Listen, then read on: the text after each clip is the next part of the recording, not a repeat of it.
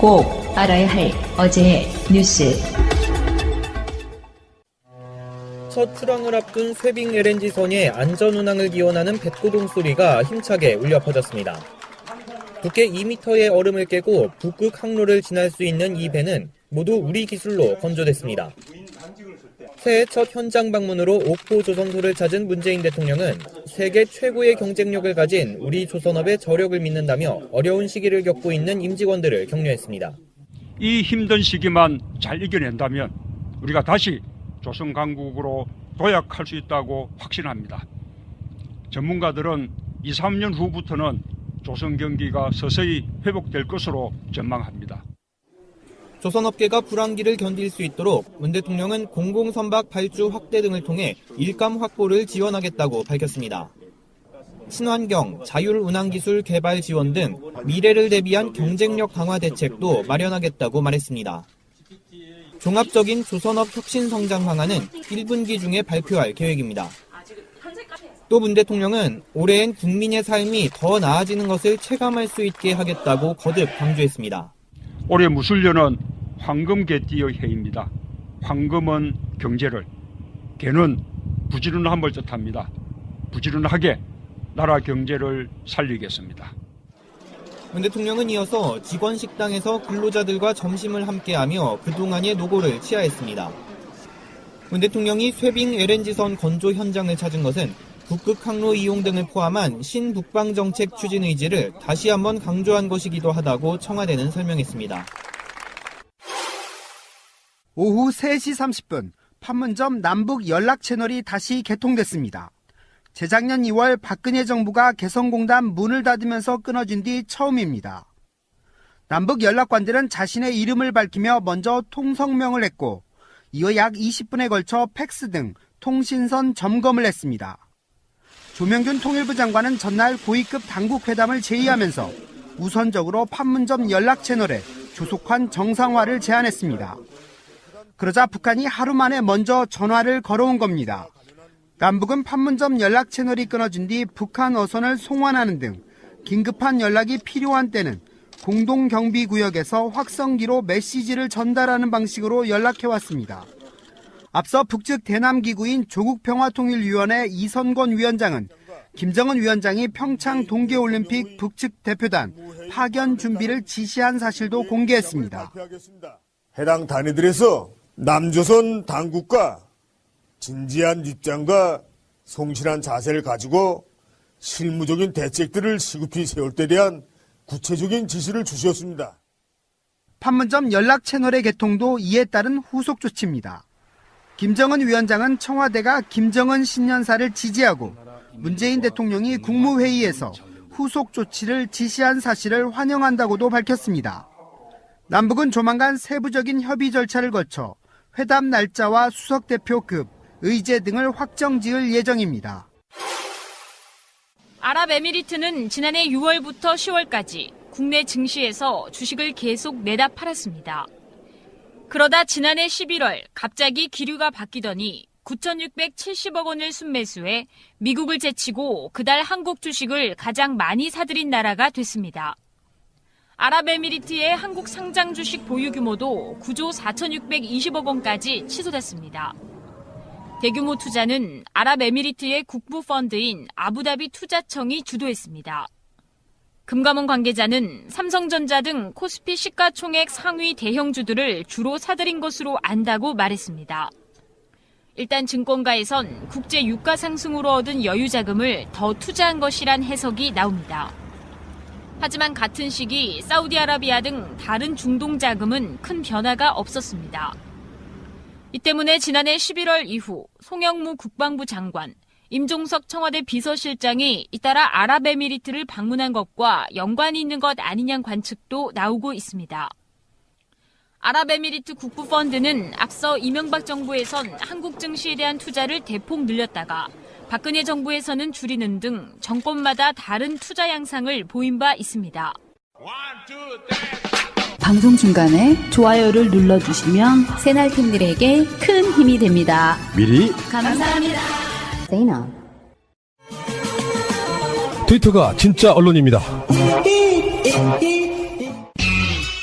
방송하는 오늘이요. 판문점에 연락 통로가 개통됐습니다.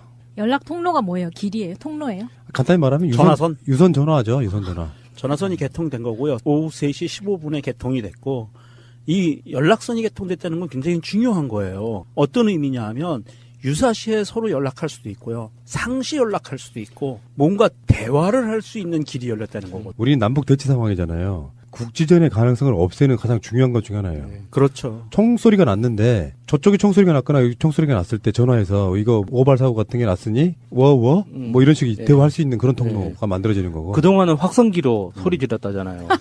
진짜. 예. 제도로서의 민주주의가 흔들리고 구타는 일은 이제 없습니다. 민주주의가 밥이고 밥이 민주주의가 되어야 합니다. 추미애 대표가 그 외신 기자와 인터뷰한 내용에서 그런 게 나와요. 북한하고 어떻게 대화하냐. 그러니까 대화할 수 있는 길이 없다. 확성기밖에. 메아리로. 참 안타까운 노릇이었던 거거든요. 이게 이렇습니다. 적성국과 군사대치 상황에서 대화할 수 있는 길이 없다는 것은 언제라도 전쟁이 난다는 얘기예요. 누군가의 실수에 의해서 전쟁이 나는 거거든요. 그럼 그 돌발적인 전쟁의 길을 막는 방법은 대화 채널을 만들어내는 건데 그것이 이렇게 멀고 멀리 외국으로 돌아서 대화 채널이 개설되는 게 아니라 직접 대화할 수 있는 길이 열린다는 거는 서로 싸움의 여지가 이제는 없어지는 거예요. 대화 채널이 열었다는 거는 대화하자는 얘기거든요. 서로. 2016년 2월이니까 끊어진 게 1년 11개월 만에 다시 대화 채널이 복원됐다. 사실은 없었던 게 만들어진 건 아니지만 그렇죠. 정말 반갑고요. 우리가 이야기를 꾸준히 해왔던 것처럼 김정은의 신년사나가 주는 나비 효과가 어마어마한 거예요 지금. 그래서 섣부른 우리 같은 이제 우물가에 숭늉 찾는 사람들은 정상회담 이야기가 나올 정도인데 사실은 그 방향으로 달려갈 수밖에 없어요. 그 노무현 대통령하고 김정일 위원장이 만나던 그 시점에 군사 분계선 넘어오는 그 장면 기억하세요? 네. 북한을 가는 방법이 비행기를 타고 갈 수도 있고 중국으로 갈 수도 있고 한데 노무현 대통령 때는 육로로 갔어요. 그러니까 김대중 대통령은 비행기를 타고 순환비행장으로 내렸고 노무현 대통령은 권양육성 여사와 손을 잡고 둘이서 하나 둘 셋 하고 군사분계선을 딱 넘어갔어요. 노란 선 거져 있는. 역사적인 장면이었죠 그게. 예, 역사적인 장면이었어요. 이번에는 사실 김정은이 내려올 때가 됐죠. 그러게. 서울 나들이 좀 시켜주고 싶은데. 다만 이제 구구 세력들이 어떻게 준동하느냐에 따라 달라질 수 있는데 난리가 날 수도 있거든요. 그래서 김정일도 두 번의 정상회담을 북한에서 한 거거든요. 북한은 통지가 가능하잖아요. 그리고 남한 쪽에 있는 수구 세력들은 대부분 6.25라는 사건을 통해서 그 사이에 뭐 여러 가지 판문점 뭐 무슨 사건 이런 걸 통해 가지고 북한에 대한 적대감이 대단해요. 세뇌가 됐건 뭐가 됐든 간에 그 사람들이 서울에서 김정일이나 김정은 이 두 사람이 나타났을 때 어떻게 반응하는지도 중요한 부분이라서 어떤 신변 문제 같은 것도 굉장히 중요해서 그렇죠. 못 내리는 부분이 있단 말이죠. 안타까운 게 김정은이 내려온다면 제가 그 두 부부만큼은 내가 서울 시티 투어 표를 끊어줄 수 있는데.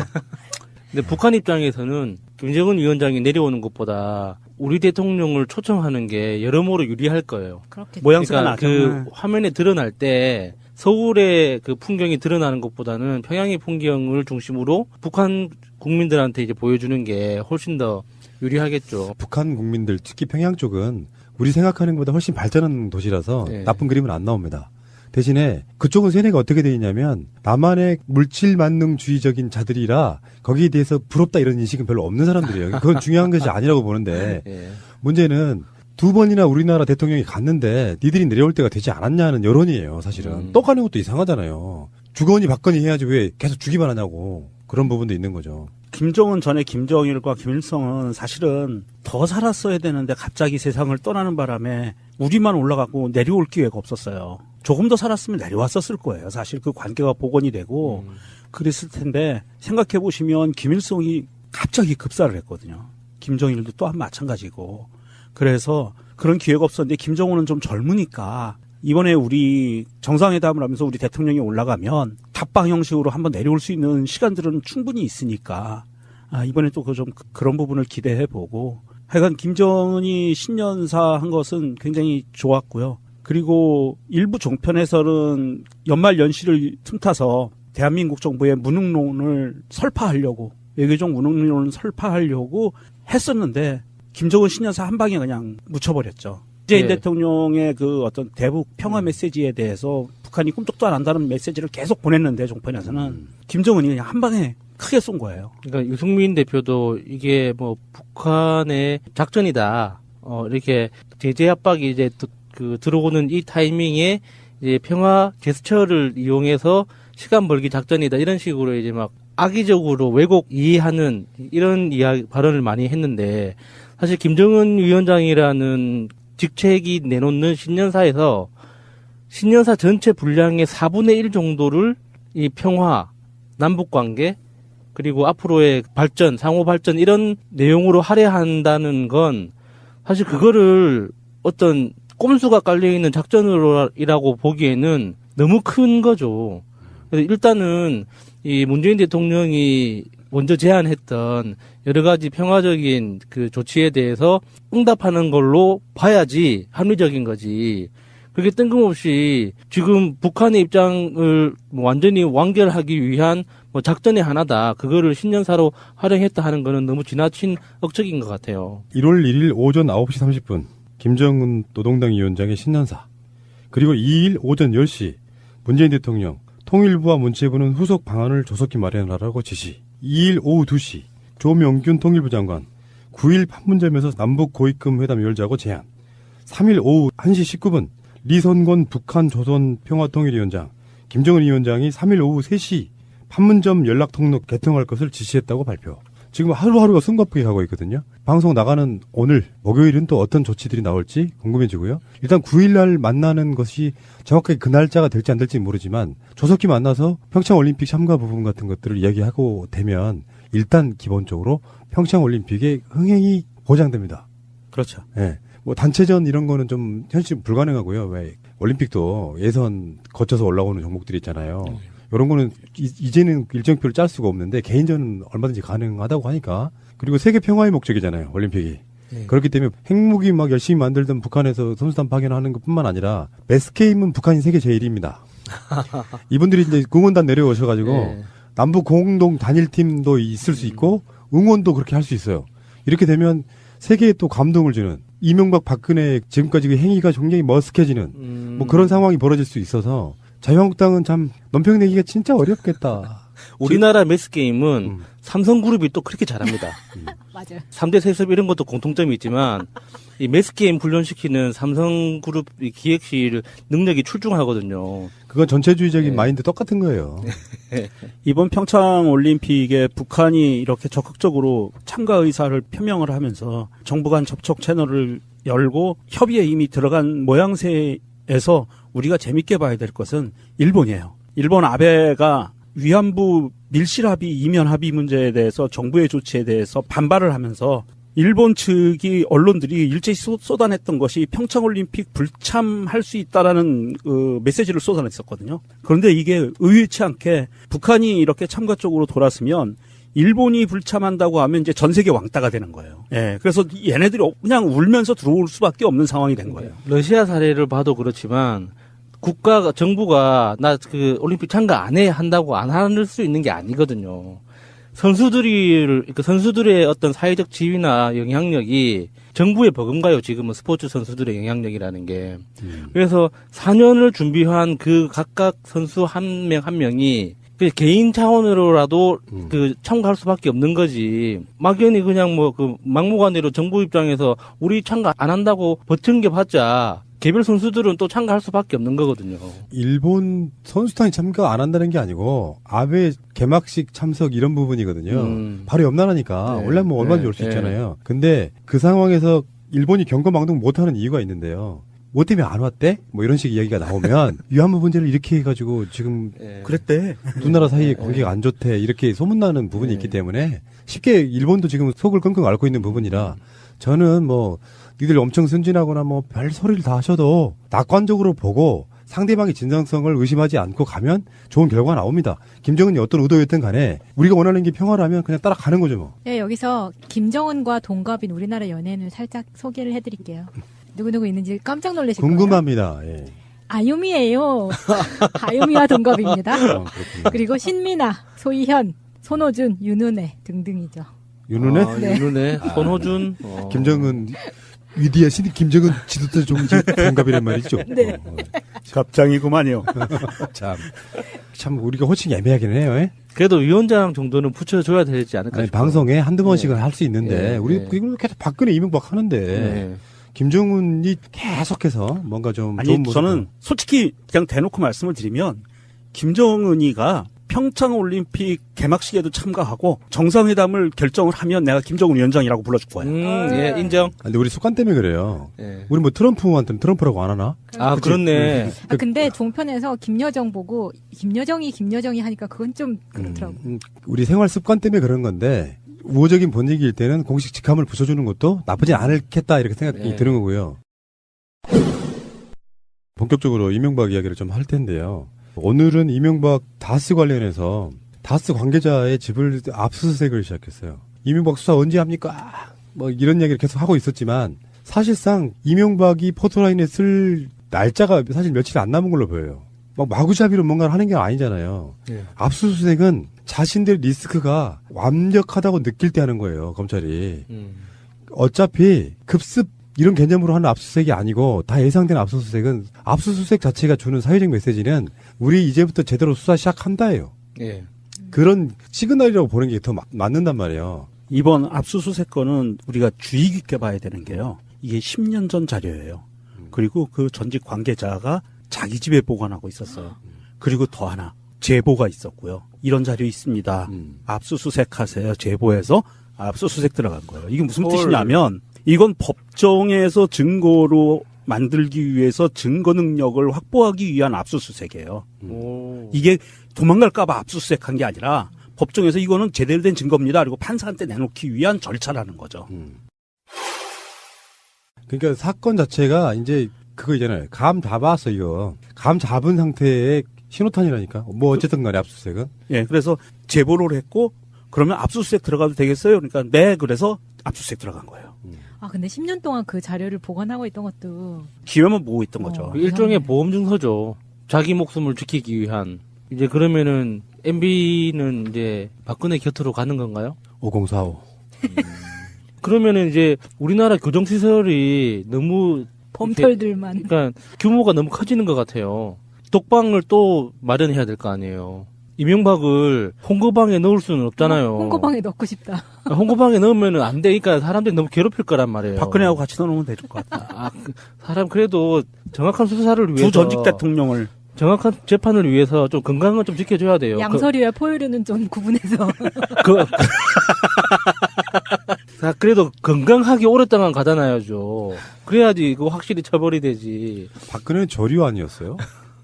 조류와 설치류. 여러 가지 보도가 저는 이런 흐름을 봅니다. 제가 방송으로도 여러 번 말하는 내용 중에 하나인데 무슨 이슈에 대해서 경찰, 검찰이 수사하는 건 한계가 있어요. 박근혜도 사실은 언론들이 뚝이 터지면서 무너진 거거든요. 지금 최근에 여러분들 잘 뉴스를 한번 보세요. 저 같은 경우는 이제 웬만한 채널이나 이런 보도 채널을 다 보기 때문에 제목이라도 봐야 돼요. 보기 때문에 느끼는 게 이명박 다스에 대한 언론의 뚝이 무너졌어요.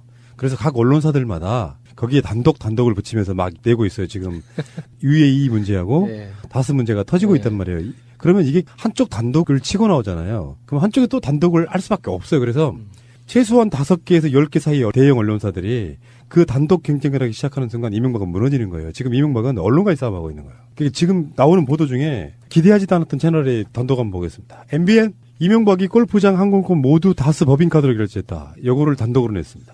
이것도 증거네. 그렇죠. 이명박이 실소유주라는 증거 중에 하나가 되죠. 이건 두 가지예요. 실소유주 아니면 접대. 두 가지거든요. 접대. 아니 그렇잖아요. 남의 회사 법인카드를 쓰는 거는 접대 아니면 회사 관계자니까 쓰는 거예요. 둘 중에 하나밖에 없고 접대라고 우기면은 왜 접대를 받았느냐를 파고 들어가면 또 더 아파요. 그럼 대접이라고 하죠. 접대, 대접. 대접. 뭐 아들 회사라서 이번 주에 부모님을 아니 아들이 소유주는 아니잖아요. 아들이 그중에 직원이었던 것 뿐인데. 그 당시에 직원. 근데 지금은 그룹사의 중국 지사들의 사장으로 돼 있고 회계 담당 책임자로 돼 있고 거의 실소유주가 됐거든요. 아들이. 그 다스의 총무차장 인터뷰를 보면은 이명박은 기독교인이잖아요. 네. 개신교인. 근데 꼭 명절에 내려온다는 거야. 총무차장 이런 사람들은 좀 쉬고 싶은데 차례도 지내야 되는데. 이명박은 차례를 안 지내니까 아. 골프 치러 내려온다는 거예요. 그 당시에 예전에 대통령직에서 끝나고 박근혜 대통령 시절에 이명박이 평창으로 이명박하고 이명박 부인이 평창으로 골프를 치러 다니는데 그 당시에도 헬리콥터를 타고 다녔대요. 그러니까 헬기가 실어고 와가지고 딱 내려주면 전체 골프장을 전선에서 딱 치고 가는 거예요. 그 정도로 무소불위의 권력을 퇴임 이후에도 누리던 사람이에요. 대한민국 기무사의 테니스장도 들락날락하는 사람인데. 그렇죠. 네. 자, 그게 MBN의 단독인데요. 이 정도면 약하죠. 약해? 다음에 JTBC의 단독입니다. 이명박의 처남 김재정이라고 있죠. 예. 예. 근데 이 사람이 갑자기 죽어요. 이 사람이 다스의 최대 주주였어. 예, 최대 주주였어요. 이건 낙검수에서 많이 나왔던 얘기예요. 네. 그래서 상속을 이제 받아야 되잖아요, 부인이. 근데 이게 정말 이례적으로 주식으로 상속세를 내는 거예요. 물납으로 했죠. 예. 지금 그게 주식 찾기 운동과 그게 연관이 있는 거예요. 예. 그게. 그때 당시에 다스 상속세 문건을 JTBC가 입수를 했는데 여기에 보면 김경률 회계사의 말입니다. 권영미 씨가 아닌 사람이면서, 그러니까 지금 김재정의 부인 이름이 권영미예요. 권영미 씨가 아닌 사람이면서 다스에 지대한 이해를 갖고 있는 사람이 작성한 거다. 내가 어떤 회사에 이 회사 40% 대주주예요. 이 회사는 연간 매출이 2조 원에서 3조 원 정도 되는 엄청난 회사예요. 그 회사의 지분을 40%를 갖고 있어. 그래서 이게 이제 내가 상속세를 내야 되는데 상속세를 내는 방법이 여러 가지가 있죠. 내가 현금을 대출을 받아서 내는 방법도 있고 내 재산을 팔아서 내거나 내 주식을 주거나. 근데 현금을 대출을 받거나 내 땅을 팔아서 내는 건 내가 3조 원 가까이 되는 매출이 나오는 이 40% 지분을 통해서 나오는 배당 수익을 가지고 다시 살 수 있는 거잖아요. 돈도 그렇고 땅도 그렇고 다시 살 수 있는 거잖아요. 이 40% 지분이라는 건 황금알을 낳는 거위란 말이죠. 근데 이거를 절반을 뚝 떼서 줘버린 거예요. 굉장히 불합리한 거죠. 거기다 플러스 하나다. 예. 주식을 물납을 하잖아요. 예. 그럼 주식값이 떨어져요. 예. 바보 같은 짓을 하는 거지. 그러니까 이중으로 바보같이 불합리한 짓을 한 거예요. 근데 그거를 그러니까 권 씨라는 그 김재정 씨의 부인이 되는 사람이 그런 판단을 내렸다고 지금 MB 측에서 주장하는 거죠. 그럼 너무 이게 말이 안 되는 거예요. 그러면서 다스 주식 일부는 또 청계재단에 줘버려요. 이게 가장 어쩌면 치명적인 증거라고 보는 거거든요. 갑자기 죽어버렸어. 정리도 하기 전에. 그러니까 바지로 대포 통장 같은 거야. 김재정은. 이 사람이 이제 잠시 보관하고 있는 그 상황에서 어떤 준비도 안 된 상태에서 갑자기 죽어버리니까 되게 혼란이 일어난 상태가 돼버린 거거든요. 만약에 이제 권영미 씨 이분이 욕심을 좀 부렸다 그러면 이명박이 이제 상황이 굉장히 이상해진 상태까지 가버리죠. 그런데 이 이명박이 바지 사장을 내세워서 재산을 차명으로 이렇게 운영했던 정황이 이 이전에도 정말 하나 드러난 게 있더라고요. 그 현대건설이 그러니까 박정희 정권 시절에 이제 막 강남이 개발되기 시작할 때 사원복지 차원에서 950채 정도의 아파트를 분양을 했는데 그 중에 600채 정도가 이제 정관계 인사들한테 불법으로 이제 뇌물처럼 분양이 됐는데 그 중에 아파트 4채가 이명박한테 분양이 됐대요. 그런데 알고 보니까 그게 이명박 이름이 아니라 김재정, 이상은, 이상덕 이런 이름으로 4채가 분양이 되는 게 있었다고 하더라고요. 그게 그 나중에 쌈짓돈으로 돼가지고 아파트 값이 폭등하잖아요. 나중에 그런 식으로 이제 재산을 불리는 정황도 있더라고요. 정말 MB는 돈 냄새 맡는 데는 정말 뭔가 일각이 있는 것 같아요. 만약에 상속세를 낼 생각이 있었고 내가 실소유주라면, 그러니까 소유주, 진짜 소유주라면 현금을 일단 대출 받아요. 그리고 나서 상속세를 내요. 그 다음에 다스의 지배권을 유지하면 그 대출 받은 걸 갚으면 되는 거거든요. 예, 배당을 받아가지고. 근데 그 상황에서 그걸로 아예 포기하는 상태. 어쨌든 간에 결국에는 기업 지배권을 잃었죠. 권영미 씨, 김재정 씨 부인. 그분은 잃었고 예. 실소유주는 되찾아간 거죠. 예. 나는 김윤옥과 김재정의 사이가 어땠을까 이 생각을 많이 해봤거든요. 사장은 이상은이었잖아요. 이명박 형. 실제로는 그 회장은 그 회사는 자기 핏줄 이 씨가 지배를 해야 돼요. 근데 여러 가지 이유를 들어서 김재정이 쉽게 표현하면 자기 신복 같은 거야. 자기 처남인데 말도 더럽게 잘 듣고 그중에 일부를 월급 비슷하게 주면 돼. 그리고 야, 네 명의 좀 빌려줘. 이 상태였던 거죠, 사실은. 그래서 김재정이 생전 인터뷰를 보면은 그 친구들의 이야기도 그렇고 이 사람이 이렇게 큰 회사의 사장답지 않았다고 그런 이야기가 되게 많아요. 예. 옷도 되게 허름하고 사람이 항상 피곤하고 힘들어서 지쳐 있는 모습. 놀지도 않고. 그러면 다 개털이라고 막. 그냥 집사지 뭐. 하소연하고. 그러니까요. 집사.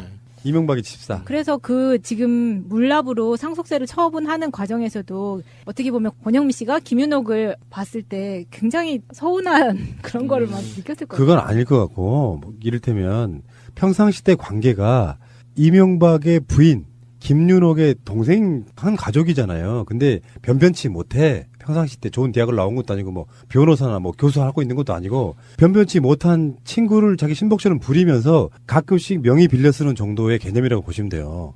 집사. 사회적 능력은 거의 없고 이명박이 없으면 생활 유지가 안 되는 사람들. 그런 경우 많잖아요. 왜 어떤 집안에서 어떤 사람이 똑똑하게 좀 출세하면 거기에 빌붙어 가지고 생명 유지하시는 분들 많은데 서운할 게 없지. 김재정이나 권영미 입장에서는 다 우리 김윤옥 여사가 시집 잘 가서 이명박이를 만난 덕분에 나름대로 굉장히 많은 사람들이 먹고 살지 않냐 요 관점이었겠지. 그러니까 반발할 수가 없는 거죠. 그러면 아주 깜냥이 안 되는 거지. 집안에 그런 사람 없어요? 우리 집안에 그런 사람이 있는데. 그래서 관계가 욕심을 부려봐? 대들 수 없는. 그냥 소유권 갖고 내가 주장해봐? 할 수 있는 그런 입장이 아니고 당연히 처남댁이잖아.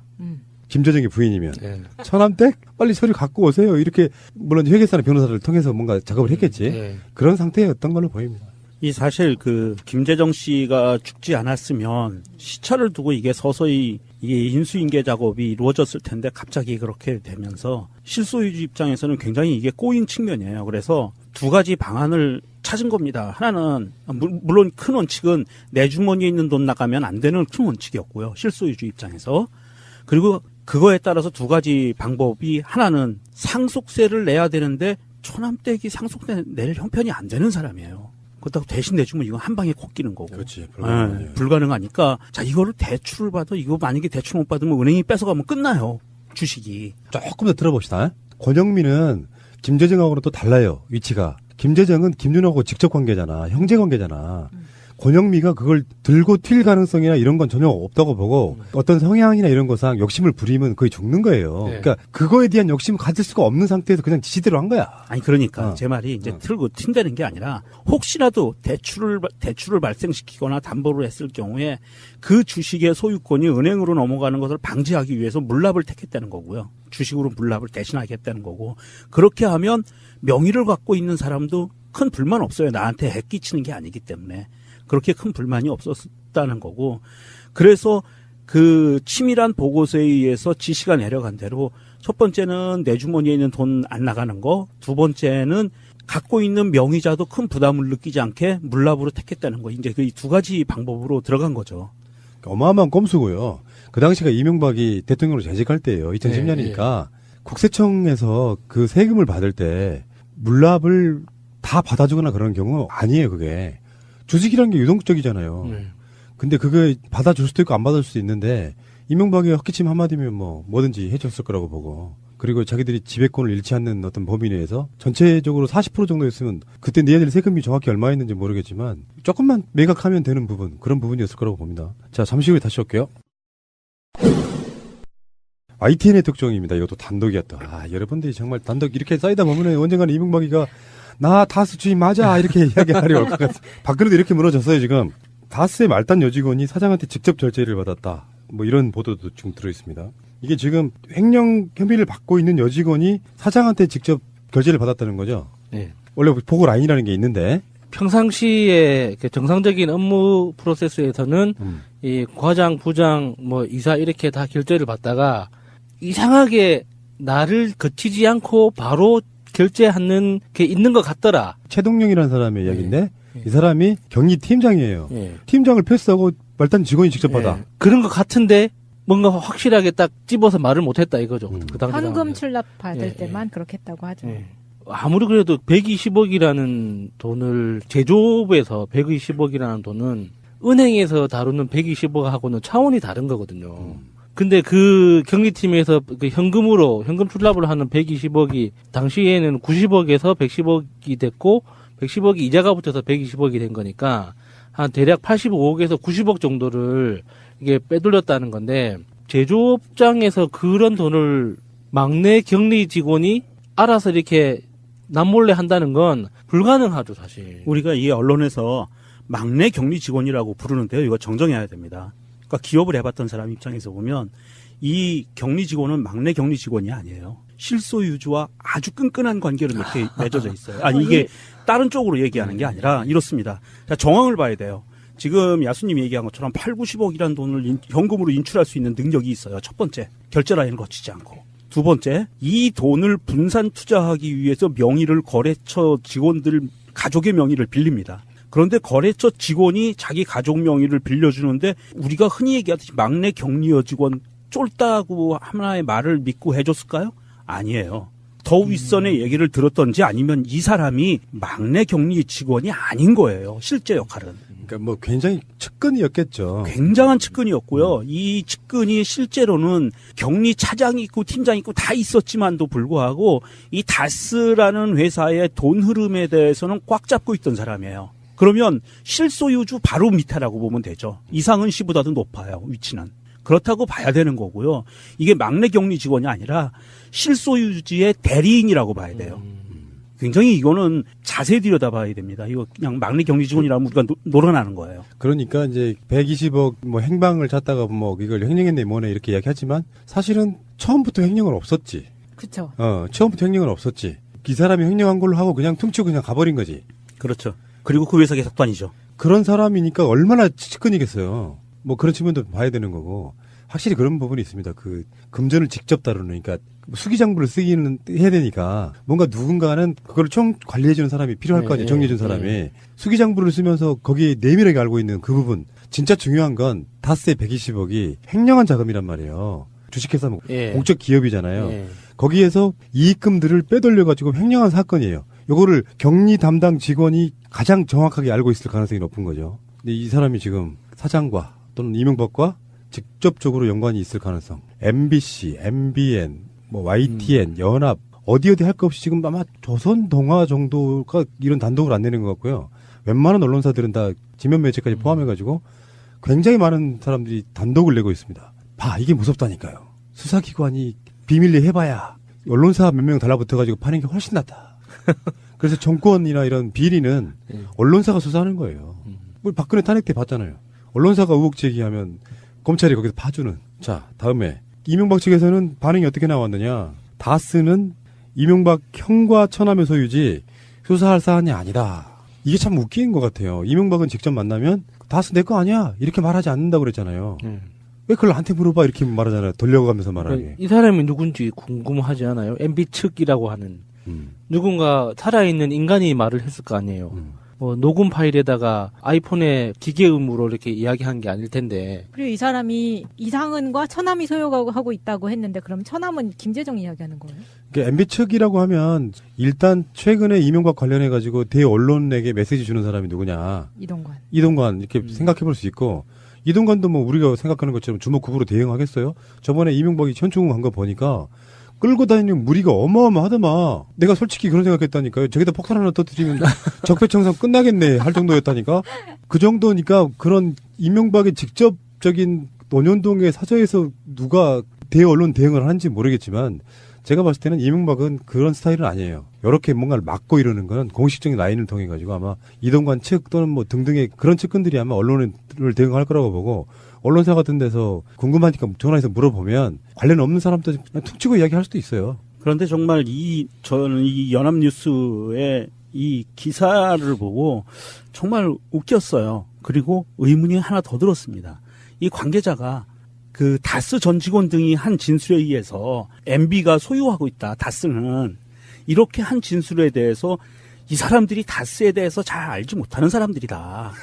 그럼 본인은 잘 안다는 얘기네요. 저는 이게 궁금했어요. 그러면 이게 이동관이든 아니면 MB 본인이든 그 주위에 있는 누구 측근이든 그럼 현재 언론과 검찰에 진술한 사람들보다 더 잘 알고 있다는 거거든요. 이건 말이 안 돼요. 최소한 근무 연수라도 1년이라도 더 많아야죠. 그렇죠. 외부자잖아요. 운전하셨다는 분, 김종백 씨 같은 경우는 18년을 근무했다고 했잖아요. 또 18년이요? 예. 그러니까 이게 뭐냐면 얼마만큼 이게 언론 플레이, 오로지 언론 플레이로 거짓말을 하는 거냐 하면 사실은 그 깊숙한 얘기를 다루는 사람들은 자기가 보고 듣고 겪은 거를 얘기를 하는데 지금 언론에다가 얘기하는 사람은 그렇지 않으면서 그 사람들은 다스에 대해서 잘 몰라라고 얘기해버리는 거예요. 그리고 내가 더 잘 알아. 이거는 굉장히 큰 모순이 있고요. 이건 100% 거짓말이라고 확실합니다. 이거. 여기 왜 그 이야기 그 측이라는 사람이 이렇게 말했다잖아요. 노무현 정부에서 임명한 정호영 전 BBK 특검이 아무런 문제가 없다고 결론을 내렸는데 왜 다시 이 사건을 꺼내는지 이해가 되지 않는다. 이 새끼들이 웃기는 게 노무현 대통령을 또 끌고 들어가요. 그 와중에도. 이명박 당선자 시절의 이야기거든요. 실세가 이명박이었거든요. 그 당시에. 당선자면 이미 당선자가 12월 달에 당선이 되잖아요. 그리고 당선자 위치가 되는 순간 기존의 대통령은 사실은 종이호랑이가 되는 거예요. 모든 업무를 인수인계해 주기 위해서 그냥 정리하는 단계지 권력자가 아니에요. 그런데 이건 이제 노무현 대통령으로 또 끌고 들어가는 거죠. 이명박의 최근의 대응과 이 단독들이 묶어보면 특정이 되는 거예요. 왜 다스를 나한테 묻냐고 묻잖아요. 자기 친인척 관계가 있기는 해. 근데 왜 다스의 법인카드를 갖고 골프장 가고 비행기 타고 그러세요? 이명박으로? 법인카드를 쓰십니까? 라고 물어보면 이명박이 답을 해줘야 되는 부분이 있는 것이고 나머지 다 똑같잖아요. 지금 우리가 지금 이야기했던 것들이 대부분 다 이명박이 답을 해줄 수 있는 부분은 아니라고 할지라도 근데 누군가는 실소유주가 따로 있는 거네라고 이야기할 때 누구를 둘러봐도 딱 한 사람밖에 생각이 안 나기 때문에 물어보는 거거든요. 그렇기 때문에 뭐 이명박은 지금 검찰도 감 잡았다고 했잖아요. 감 잡았어 해서 압수수색 들어갔고 이제 어쩌면 그런 날이 올지도 모릅니다. 전 대통령이라 그래서 한 방 제대로 한번 터뜨리려고 그러면 논현동 집을 압수수색할 수 있어요. 정말 그 사람의 죄의 질이 나쁘고 수사할 의지가 있다면. 근데 정말 부담스럽겠죠. 검찰 입장에서는 어쨌든 간에 그렇게 압수수색은 거의 못할 것 같고 이명박을 이제 이렇게 차근 데이터가 쌓이고 국민적인 분노랄까 저항감이랄까 의구심이 쌓이면 어느 시점에서는 이명박 전 대통령을 서울중앙지검으로 부르게 되죠. 출석을 하게 되죠. 그러면 이제 정말 이제서야 정말 헬리콥터가 따라가야 되는데 거기 헬기가 뜰 수가 없는 게 참 아쉽습니다. 너무 구간이 짧아요. 그러니까 드론도 못 띄워. 국민들은 국가의 존재 이유가 무엇이냐고 물었습니다. 어려울 때 국가가 지켜주고 있다는 믿음을 줘야 그것이 국가의 존재 이유입니다. UAE 특사 의혹에 대해서는 진짜 중요한 건 이제는 아크부대 이야기죠. 최민희 의원 방송에서 나왔던 군수지원협정. 그 이야기를 먼저 해봐야 돼요. 이것은 이명박도 아니에요. 박근혜예요. 근데 지금 흐름상이 좀 이상하게 느껴지는 게 이명박이 이명계획, 아크부대, 핵폐기물 이런 얘기가 나오면서 원세훈한테로 리베이트가 들어갔다까지가 조사하다가 말았다 이거잖아. 뜬금없이 박근혜가 아랍에미레이트하고 군수지원협정을 몰래 체결했다 보도가 나와요. 뭐지? 라는 생각 들지 않아요? 이게 박근혜라는 그 개인이 인지하고 있었을까라는 그런 의구심이 제일 먼저 들었고, 만약에 박근혜 정부에서 일어났던 여러 가지 사건들처럼 박근혜의 어떤 정무적 판단과 무관하게 밑에서 그냥 비리의 일종으로 일어났다고 하더라도 이게 과연 가능한 건가? 저는 그 박근혜가 명확히 알고 있었다고 봐요. 왜냐하면 이게 지금 군수지원협정이라는 게 우리가 그냥 군용 물품 대주는 게 아닙니다. 이 군수지원협정은요, 저 나라와 우리나라가 군수지원협정을 맺었는데 저 나라가 만약에 전쟁의 불길에 휩싸였어. 요즘 왕따 당하고 있잖아요. 아랍에미리트가. 그러다가 전쟁이 났어. 사우디, 뭐 바레인 등등등 하고. 그러면 우리가 전쟁 물자를 갖고 갖다 줘야 돼요. 그럼 나머지 나라들하고 적국이 되는 거예요. 이 군수지원협정이 그렇게 무서운 거거든요. 이거는 군사동맹에 거의 준한다고 봐야 돼요. 군수 지원하면은 사람 병력이 움직이잖아요. 그러면 그 병력들이 죽거나 다칠 수도 있고요. 전쟁터니까. 그래서 사실상 같이 전쟁하는 거예요. 예. 그래서 그 호위부대도 파견하고 뭐 이렇게 되는데, 자, 이게 저는 왜 박근혜가 명확히 알았을 거라고 보냐면, 박근혜 정부 초기에 이 원전 이면 계약설에 대해서 국정원이 조사를 했어요. 그 국정원이 조사를 했다는 것과 그 다음에 뚝 떨어져서 이제 이 군수지원협정을 보면 이 사이에 뭐가 있을까라고 생각을 해보니, 자, 그 이면 계약서를 조사를 하다가 뭔가가 나왔어요. 그래서 박근혜도 이명박의 목에 칼을 하나 들이대고 있지 않으면 자신이 이명박한테 언제 죽을지 모른다는 위기감이 있을 거예요. 이명박이 모든 것을 기획했던 판에서 움직였기 때문에. 그래서 나도 뭔가를 하나 잡아야 돼라는 걸 생각으로 아마 잡고 있었을 거고요. 그러면서 이명박과 아랍에미리트의 반발이 거세지면서 뭔가 대가를 받고 또 그 후속조처럼 이 군수지원협정을 맺어버린 거죠. 비밀리에. 이렇게 됐다라고 저는 생각을 하고요. 그리고 나서 그 이후로 아랍에미리트와 대한민국의 관계가 소원해지고 문제가 생기면서 지금 이게 똥물이 실제로는 문재인 정부에게 튀어온 거예요. 문재인 정부한테 튀어와서 문재인 정부가 사실은 이걸 지금 막고 있는 형태고요. 그럼 이 군수지원협정을 이게 비밀리에 맺어졌으면 이것도 또한 우리가 그냥 무효라고 선언할 수 있는 부분이거든요. 물론 아랍에미리트라는 국가, 왕정 국가입니다. 왕정 국가는 우리나라하고는 달라요. 근데 이런 왕정 국가와 어느 국가 간의 어떤 맺은 이 계약이나 협상이나 조약을 일방적으로 깨기는 굉장히 어렵습니다. 그렇기 때문에 사실은 이 부분에 대해서 정부 간 채널에서 뭔가 대화를 해야 되는데 지금 이 대화를 하는 과정을 가기도 전에 지금 언론들이 굉장히 앞서 있는 거죠. 그렇죠. 딱 봤더니 문재인 정부에게는 굉장히 골칫덩어리 그래서 날아간 것 같기는 해요. 굳이 이야기를 하자면. 근데 저는 이제 아까 그 이야기하고 좀 약간 연동해가지고 이 박근혜가 맺은 군수지원협정? 요거는 되치기 당한 게 아닌가 싶은 생각이 들어요. 이명계약과 군사협정을 지금 맺어놓고 아크 부대를 보낸 거잖아요. 근데 아무리 봐도 원세훈 수사는 아무리 이게 수박 거달기로 했다고 치더라도 박근혜 정권에서 보면 뭔가 비리 구조가 드러나 있어서 팔려다고 보니까 자 수사하지 마 그럴 수 있잖아요. 박근혜의 생사 여탈권을 쥐고 있었던 이명박 입장에서는 수사하지 마 할 수 있단 말이에요. 기본적으로 덮었다라고 저는 보거든요. 그러다가 이야기가 꺼낸 김에 하나 더 맺어줘. 그러니까 이명박의 유사한 일 가능성이 없다는 거죠. 박근혜 입장에서는 이게 수사를 하려다 보니까 뭔가 원세훈이 걸려들었고 하다 보니까 군수지원협정도 맺어줘. 이런 식으로 같이 얽혀 들어가지 않았을까라는 생각을 해보는 거예요. 박근혜한테는 남는 장사가 별로 아닌 장사예요. 그런 게 아닐까 뭐 나 대충 예상을 해봅니다. 정말 이명박이 그런 방식이었다면 진짜 글자 그대로 하나부터 열까지 국익에 도움되는 거는 진짜 틀끝만치도 없는 거네요. 그러니까 그러다가 박근혜 정권도 이제 2년 3년 차가 지나가면서 이명박이 힘을 잃어가잖아요. 현직을 떠나니까. 그러면서 굳이 우리가 저런 걸 지켜야 되니 하고 대면 건성으로 아랍에미리트를 대했을 가능성이 높은 거죠. 그러니까 니들 약속한 거잖아. 대통령이 바뀌었든 안 바뀌었든 지켜달라고 이야기하다가 박근혜 정권이 안 들어주니까 우리 국교 단절하자 이런 얘기가 나온 게 아닌가 싶은 거예요. 그냥 추정입니다. 예. 그 아랍에미레이트에 우리가 수출했다는 그 원전 20조에 대해서 이게 얼마나 비정상적인지에 대해서 사람들이 이렇게 딱딱 정확하게 짚어주지를 않던데요. 편하게 이야기하면은 우리가 공사비도 대주고 운영비도 대준다 이렇게 제가 표현을 한 적이 있는데 정확하게 이야기하면 우리가 대출을 해주는 거예요.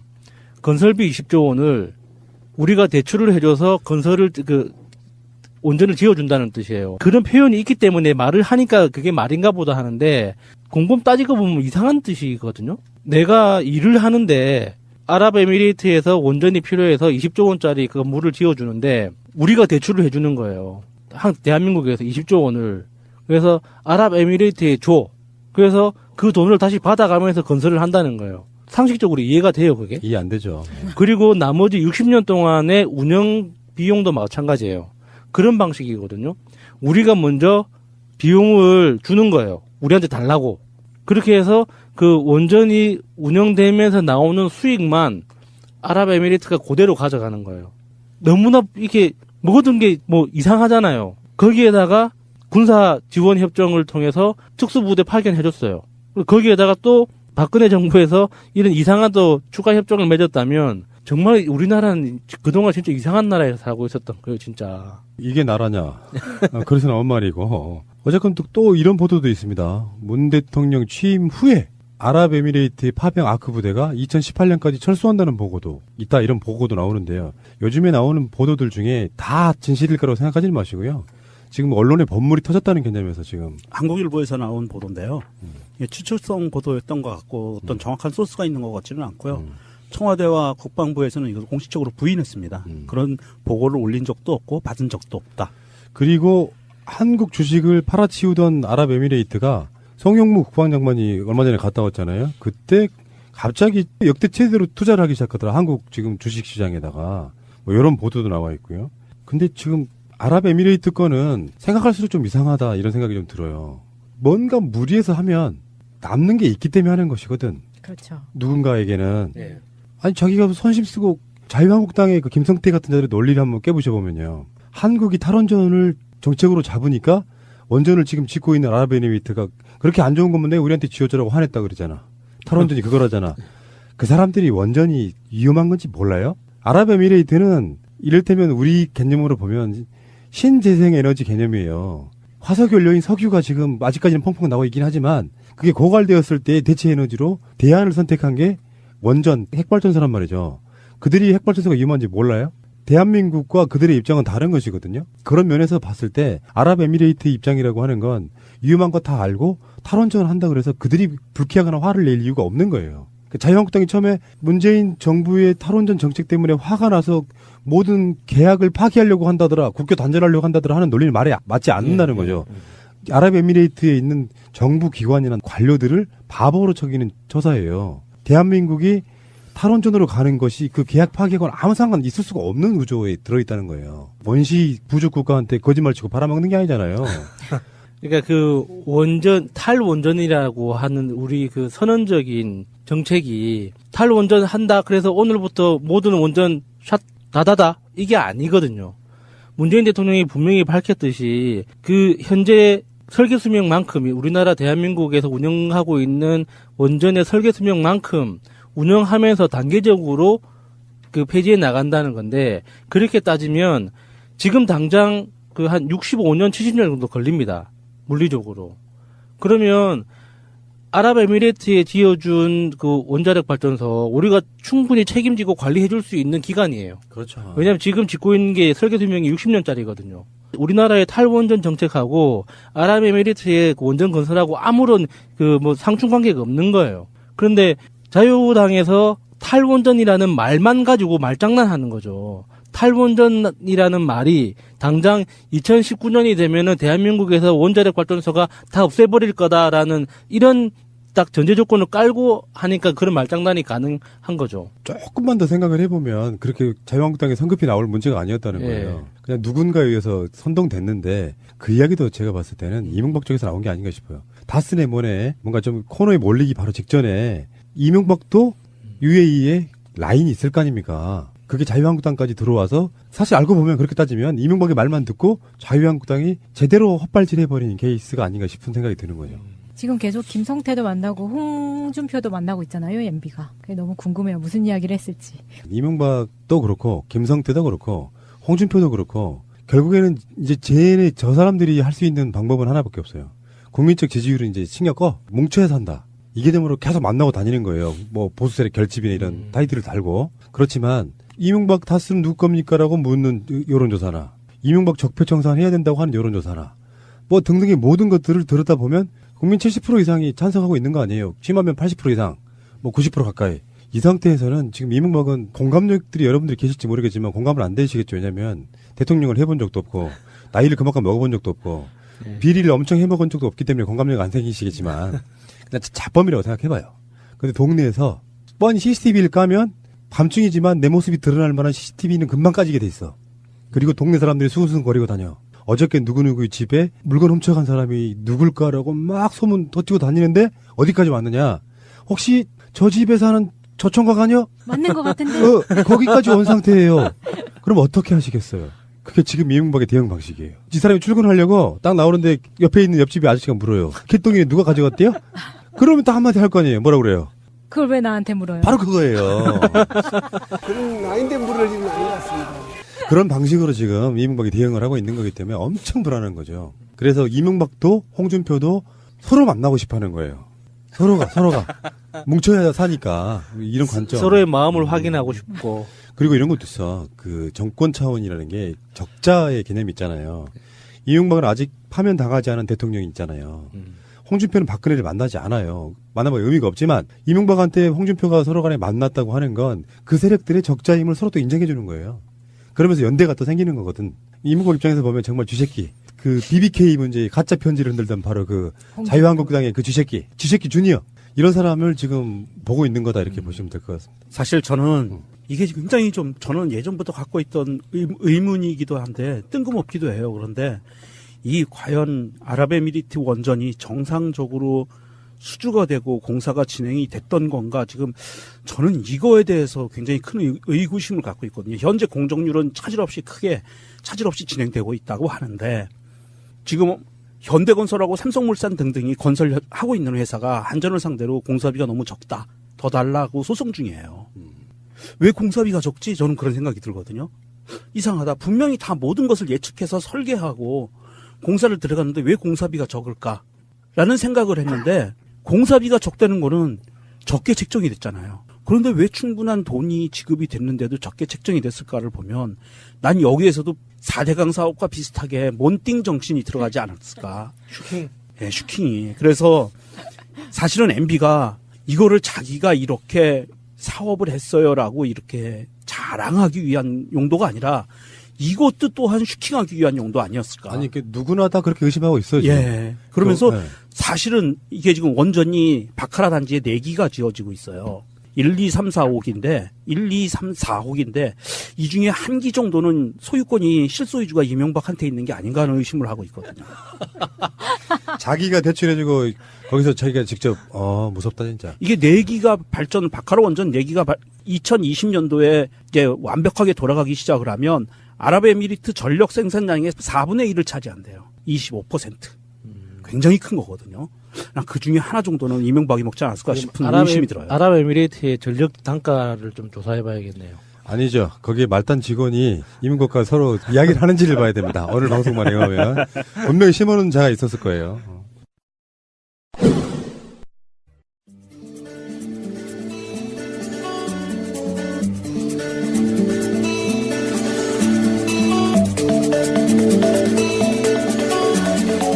예, 저는 제가 어린아이일 때 그 용돈으로 무엇을 샀었던가 한번 생각을 해봤습니다.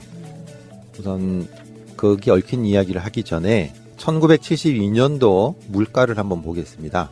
매일경제반 물가가 있었는데요. 버스비가 20원. 예. 귀엽네. 예, 제가 20원 냈던 기억이 나요. 그러면은 그 당시 72년도면은 그 10원, 50원, 100원 이런 종이돈도 있지 않았어요? 있었죠. 예. 그러니까 제가 20원 냈던 기억이 나요. 저는 500원짜리 종이돈을 봤던 기억이 있어요. 아, 그거는 많이 있었죠. 예. 원래. 거북선 있는 거. 이순신 장군 있고. 예, 약간 그건 종이돈. 모르겠는데 약간 푸른색. 예, 500원짜리 종이돈이 있어요, 있었어요. 있어요. 아, 예, 그거 많이 썼었죠. 아, 그래요? 예. 그다음에 우동이 60원. 돼지고기 한 근이 300원. 정부미 10kg이 1,000원. 이 정도 수준이었대요. 다 놀라시는데. 야, 돼지고기가 저만 기억이 나나? 얼마라고요? 얼마? 돼지고기. 한 근에 300원이요. 지금 돼지고기 삼겹살이 15,000원 이렇게 하지 않나요? 예, 서울에는 좀 비싸고 안동은 어제 가니까 싸게 해가지고 뭐 8,800원 뭐 이렇게도 합니다. 한 근에요? 예, 안동은 좀 싸요. 예, 35년 전이잖아요. 예, 거의. 72년이니까요. 제가 요때가 한 뭐 6살 이렇게. 초등학교 들어갔을 때도 한 20원 정도 냈던 것 같아요. 3학년 될 때. 15원도 냈었고. 저 초등학교 때 할 때도 진짜 100원 갖고 살 게 많았었어요. 많았죠. 예. 그래서 이제 그때 물가를 이제 머리에 떠올리신 다음에 이제 들으셔야 됩니다. 완전히 그 검정고무신 보는 느낌일 겁니다. 제가 이제 거제도 이제 첫 번째로는 거제도 장승포에서 좀 놀 때 정말 먹을 게 없었거든요. 그 시골이고 워낙 섬이고 하니까 깜깜하고 막 그래 밤에는요. 그래서 이제 동네 아이들이 칡해서 좀 먹기도 했고요. 저희 외갓집 뒤에가 막걸리 공장이어서 검정고무신 이런 데 보면 나오잖아요. 술지김이 먹고 애들 막 해롱해롱한 거 있죠. 딱 저희들 모습이었어요. 그리고 이제 바닷가다 보니까 바다에 뭐 붙은 게 많아요. 그래서 이제 벽에 굴 같은 거 붙어 있으면 그 돌로 깨서 먹고 이제 이런 식으로 장난을 치고 맨 이제 바닷가에서 놀면서 그렇게 살았거든요. 그런데 이제 아마 5원이나 10원 정도가 제 수중에 들어왔던 것 같아요.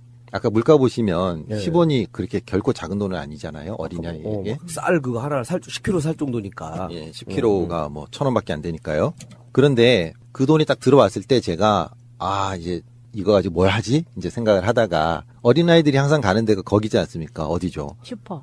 문구점? 문구점이죠. 예. 이게 지금은 슈퍼가 많지만 그 당시 이제 문방구 이래가지고 불량식품의 천국이었잖아요. 요즘에는 그 쫀득이 이런 것도 불량식품 아니라 그러더라고요. 허가를 다 받고 만들어서 파는 거라 그러더라고요. 그런데 그 옛날 그 맛을 되살려서 그렇죠. 합법적으로 팔더라고요. 예, 그렇게 되죠. 뭐 인사동 같은 데 가면은 맞아. 그거 예. 파는 데 많이 있어요. 근데 지금 말씀드린 그 당시는 그게 아니고 실제로 불량식품들이었거든요. 무허가로. 그래서 이제 제가 이제 또 그걸 가지고 문방구로 갔잖아요. 가가지고 딱 보니까 어린아이 눈에는 다 좋아 보이잖아요. 근데 이제 어떨 때는 뭐 쫀득이도 사고 뭐 또 사는데 그날은 미숫가루라는 걸 산 것 같아요. 그게 뭐냐면은 라면 스프 같은 데다가 그 곡식가루 넣고 설탕을 넣었던 것 같아요. 근데 아이들이 그런 것도 이렇게 괜히 까서 먹고 막 그랬거든요. 입에 꽉 하얗게 묻혀가면서. 그걸 이제 좋다고 이제 그 골목길에 앉아가지고 이러고 있는데 우리 막내 이모님한테 걸린 거예요. 근데 막내 이모님 직업이 초등학교 교사였습니다. 그러니까 보자마자 저는 이제 그때부터 혼이 나기 시작한 거죠. 그러니까 우리 막내 이모님이 거의 화를 안 내시는 분인데 그걸 보시고는 막 불같이 화를 내시고 이거 사먹지 말라 했는데 왜 사먹었나 막 그러면서 막 혼을 내시는 거예요. 그래서 저는 찍 해가지고 숨어 있었는데 이모님이 그걸 뺏어가지고 탈탈탈탈탈 이렇게 털어버리시면서 한번 맛본 것도 아니고? 예, 맛도 안 보시고 그냥 무조건 다 털어버리시면서 또 한 번 이러면은 그때는 용돈이고 뭐가 없다고. 그러니까 저는 이제 혼자서 내려가 있는 상태였으니까 영화 어머니들 친구처럼 누구는 먹고 싶어서 먹습니까? 먹기 살 돈을 안 주니까 이거 사 먹으러 갑니까? 하면서 막 대들었었어야 되는데. 아 진짜 그럴 거. 예. 그렇잖아요. 이거 또 많이 주면 더 맛있는 거 먹을 텐데 맨날 100원 얼마 그러게 말이에요. 아 그걸 몰랐네. 그렇지. 동건아 가자 하면서 가서 얼마나 멋있어 영화처럼. 길에서 내 맘 가지 마소. 그렇지. 막하면서 막. 술집김이 먹어야 됩니까? 이러면서. 그렇지. 이렇게 했었어야 되는데. 그런데 그러니까 이제 혼나가지고 무서워가지고 이렇게 있다가 이제 그날로 넘어갔어요. 근데 그래도 용돈은 이제 계속 들어오는 거잖아요, 가끔. 근데 눈을 피해서 계속 사 들어온다는 먹었던 그 용돈이 얼마씩 들어왔다는 거예요? 5원요. 5원이요. 아까 보면 버스비 20원이잖아요. 그러니까 5원이면 충분해요. 그랬었고요. 그 다음에 제가 이제 예전에 그 학교가 좀 서울이긴 서울이지만 약간 변두리라는 말씀 드렸잖아요. 이제 그러다 보니까 거기도 비슷했어요. 그래서 친구들과 막 놀려 다니면서 놀다가 이제 뭐 사 먹기도 했는데 역시 또 이것도 옛날이에요. 그래서 먹을 게 없다 보니까 제일 그 당시에 이제 10원 이렇게 받아서 살 수 있었던 게 번데기였어요. 예. 번데기. 학교에서는 절대 사 먹지 말아라. 그런 그리고 거. 고단백 식품인데 왜요? 예, 그러는데 언제나 학교에서는 그러죠. 학교 앞에 불량식품 사 먹지 마라. 리어카에서 사 먹지 마라. 풋복숭아 사 먹지 마라. 그다음에 번데기 사 먹지 마라. 이런 걸 하거든요. 근데 이제 번데기 아저씨가 오는 날이 있고 안 오는 날이 있는 거예요. 맛있는 순으로 먹지 말라 그러죠. 항상 그러죠. 그 학교 앞에서 이렇게 얼음 갈아가지고 색소 뿌린 거 이런 거 맛있는데 절대 먹으면 안 된다 그러죠. 근데 꼭 먹고 배탈 나고 하죠. 근데 이제 그 번데기 아저씨가 오면은 이제 기다려가지고 사 먹는데 그게 안에 이제 옛날에 책이 찢어가지고 이렇게 돌돌돌 말아서 컵을 만든 다음에 번데기를 몇 알 넣어주잖아요. 많이 넣는 것도 아니고. 그야말로 애들 코 묻은 도 뺏어 먹는 거거든요. 근데 그것마저도 그렇게 귀하게 느껴지고 맛있었던 기억이 납니다. 나도 번데기가 단백질이라 그래가지고 다이어트 하고 싶을 때 단백질이잖아요. 예. 번데기 다이어트를 해야겠다. 이론상으로는 맞거든요. 단백질 이것만 먹으면 살이 빠질 것 같은 고기 대신에. 그러니까 이게 가끔씩 이렇게 고춧가루 넣어서 이렇게 끓여 먹으면 맛있어요. 네, 번데기탕 팔잖아요. 근데 매번 느끼는 때마다 번데기를 계속 까먹는데 진짜 나중에는 몸에서 나방이 나올 것 같은데. 야, 이거 안 되겠다 해서 나중에는 진짜 버렸어요. 몇 개를 버렸는데 번데기 가끔씩 먹으면 맛있습니다. 특히 공원 가서 먹으면 맛있는데 다이어트로는 아직 안 맞더라고요. 근데 그때는 번데기가 그 나방의 벌레인 줄은 몰랐었어요. 그냥 이렇게 먹는 거구나 했는데 나중에 알고 나서는 조금 힘이 들었죠. 그렇죠. 그다음부터는 안 먹었어요. 그러니까 예전에 그 해외 스타들 오잖아요. 와가지고 옛날에 좀 성룡 기억나거든요. 그 어떤 여자분하고 인터뷰하는데 번데기 안주가 나왔어요. 네. 이걸 어떻게 먹냐고 막 놀라던 장면이 기억나요. 중국인들은 잘 먹지 않나요? 원래 안 먹는가요? 그 지방마다 벌레? 다르니까. 근데 지방마다. 저번에도 TV에서 보니까 번데기 걔네도 먹긴 한데 네. 크기가 다르더라고요. 그러니까, 달걀만 해. 그러니까 나는 못 먹는 것 같은데. 우리나라는 국물에 담궈서 먹잖아요. 네. 근데 중국 사람들은 그걸 못 먹더라고요. 담근 거를. 그러니까 그 건조하게 구웠거나 튀긴 건 잘 먹는데 국물에 담겨 있는 벌레를 이게 무서워하더라고요. 그렇구나. 그건 나 막 번데기 탕이었으니까 겁났나 보다 그래서. 그런데 그때는 아이들이요 메뚜기 잡아서 많이 구워 먹기도 하고요. 그렇죠. 맛있다면서. 근데 이제 최근에는 메뚜기가 많이 생겼습니다. 그게 쌀에 농약을 점점 적게 치기 시작해가지고. 좋다. 예, 저희가 살던 데도 메뚜기는 넘쳐났어요. 근데 농민들은 잡아서 먹지를 않아요. 너무 바쁘고 힘드니까. 근데 메뚜기는 정말 넘쳐날 정도로 지금은 많고요. 가끔 개구리도 잡아서 먹는데 저는 한 번도 안 먹어봤어요 이때까지. 저는 많이 먹어봤어요. 저 못 먹어봤는데. 고기 맛이라고. 어렸을 때 삼촌들이 많이 잡아줬어요. 그렇군요. 근데 저는 이제 그걸 한번 먹어봤거든요. 황소개구리탕. 삼계탕처럼 나왔던 게 한 번 있었어요. 하여튼 저는 먹을 수 있는 건 다 먹어봤어요. 뭐 사슴, 노루, 얘기만 들어보면 정글의 말. 법칙이랑 잘 맞을 것 같아요. 말고기 같은 것도. 노루 말씀을 하시는데 저희 그 시골에 고라니가 많았다 그랬잖아요. 네. 근데 시골 분들이 고라니 안 드시거든요. 그래서 왜 안 드시냐 그러니까 맛이 없어가지고. 맛이 없대요. 네. 그러면 이걸 어떻게 처리하냐 그러니까 이제 어떤 분이 얘기하는 걸 제가 들었는데 고라니를 그냥 산에다가 버려둔대요. 그러면 1년 정도 지나면서 삭거든요. 그러면은 거기에 정강이 뼈만 가지고 와가지고 그걸 끓여 먹으면 신경통에 좋다. 이런 이야기가 있다고 합니다. 못 먹을 것 같은데 뭐 막 아니, 1년간 제가 이렇게 들은 하면. 얘기예요. 예, 그리고 다음으로는요. 우리나라는 설날을 셌지 않습니까? 음력으로. 근데 그게 1895년 고종 32년 때에 그거를 이제 폐지를 하고 그 음력을 폐지를 하고 이제 양력을 그때부터 세기 시작한 거예요. 네. 그래서 음력 1895년 11월 17일까지만 있고 그 다음에는 1896년 1월 1일 양력으로 날짜가 확 바뀐답니다. 달력 자체가. 아니 근데 그 건강식품 그 불량식품 얘기하다가 갑자기 신정 얘기가 나오니까 예, 용돈하고 넘어갑니다. 예. 넘어가는 건가요? 그런데 이제 그 일제의 강점기 때는 우리나라의 그런 정신이 깃든 거는 다 이제 말살하려고 했잖아요. 그래서 이제 본격적으로 이제 양력을 세라 그래가지고 이제 신정 부분을 세게 하고 설날 못 쓰게 하고 이랬는데 이게 해방 이후에도 계속 넘어와가지고 그 유명한 그 친미파인 이승만이나 또 유명한 친일파인 박정희가 아주 조직적으로 설날을 좀 핍박을 합니다. 그래서 실제로 그 이승만 같은 경우는 설날 쉬는 게 이거는 어떻게 보면 좀 멍청한 거다, 나쁜 거다 이런 식으로도 얘기를 해서 신정을 무조건 세야 된다 이렇게 이제 얘기를 했던 거예요. 그리고 설날을 구정이라고 바꿨잖아요. 오래된 거 이런 식으로 바꿨잖아요. 근데 이제 제가 이것 때문에 한번 찾아봤어요. 그래서 80년도 달력을 좀 찾아보니까 실제로 신정에는 연휴인데 우리 설날은 연휴가 아니고 공휴일도 아닌 거예요. 그냥 까만 날이에요. 그럼에도 불구하고 이제 보통 국민들은 설날을 많이 셌죠. 그러니까 저희도 설날을 셌어요. 그래서 그 이후에 이제 그 신정이 점점 이제 축소가 되고 이렇게 하루만 되고요. 나중에 설날이 되지 않습니까? 이렇게 됐는데 저희는 그냥 계속 설날을 셌던 거예요. 그러니까 까만 날이긴 하지만 많은 국민들이 그냥 설 때는 쉬는 걸로 생각을 해가지고 그 당시 많이 쉬었거든요. 그래서 실제로 설 때는 시내 가면은요 차가 거의 없었어요. 문도 거의 다 닫았고 이제 그런 이제 시대에 저희도 이제 설을 새러 큰댁을 갔는데 저희 큰댁이 어디에 있냐면은 지금 이제 수색에 있는 수색초등학교 바로 뒤편에 저희 큰댁이 있었어요. 그럼 이제 가면은 세배하면은 이제 세뱃돈을 받지 않습니까? 그게 1년에서 제일 많이 받는 용돈이거든요. 그래서 이제 그걸 딱 받으면은 1년 받을 거를 다 받았다 이런 마음이 들 정도로 기분이 좋은 거예요. 근데 제가 받은 당시에 제일 많이 받은 게 돈이 한 5,000원 정도 됐던 것 같아요. 중학교 정도 될 때도, 초등학교 때도요. 많았던 거죠? 많았죠. 네.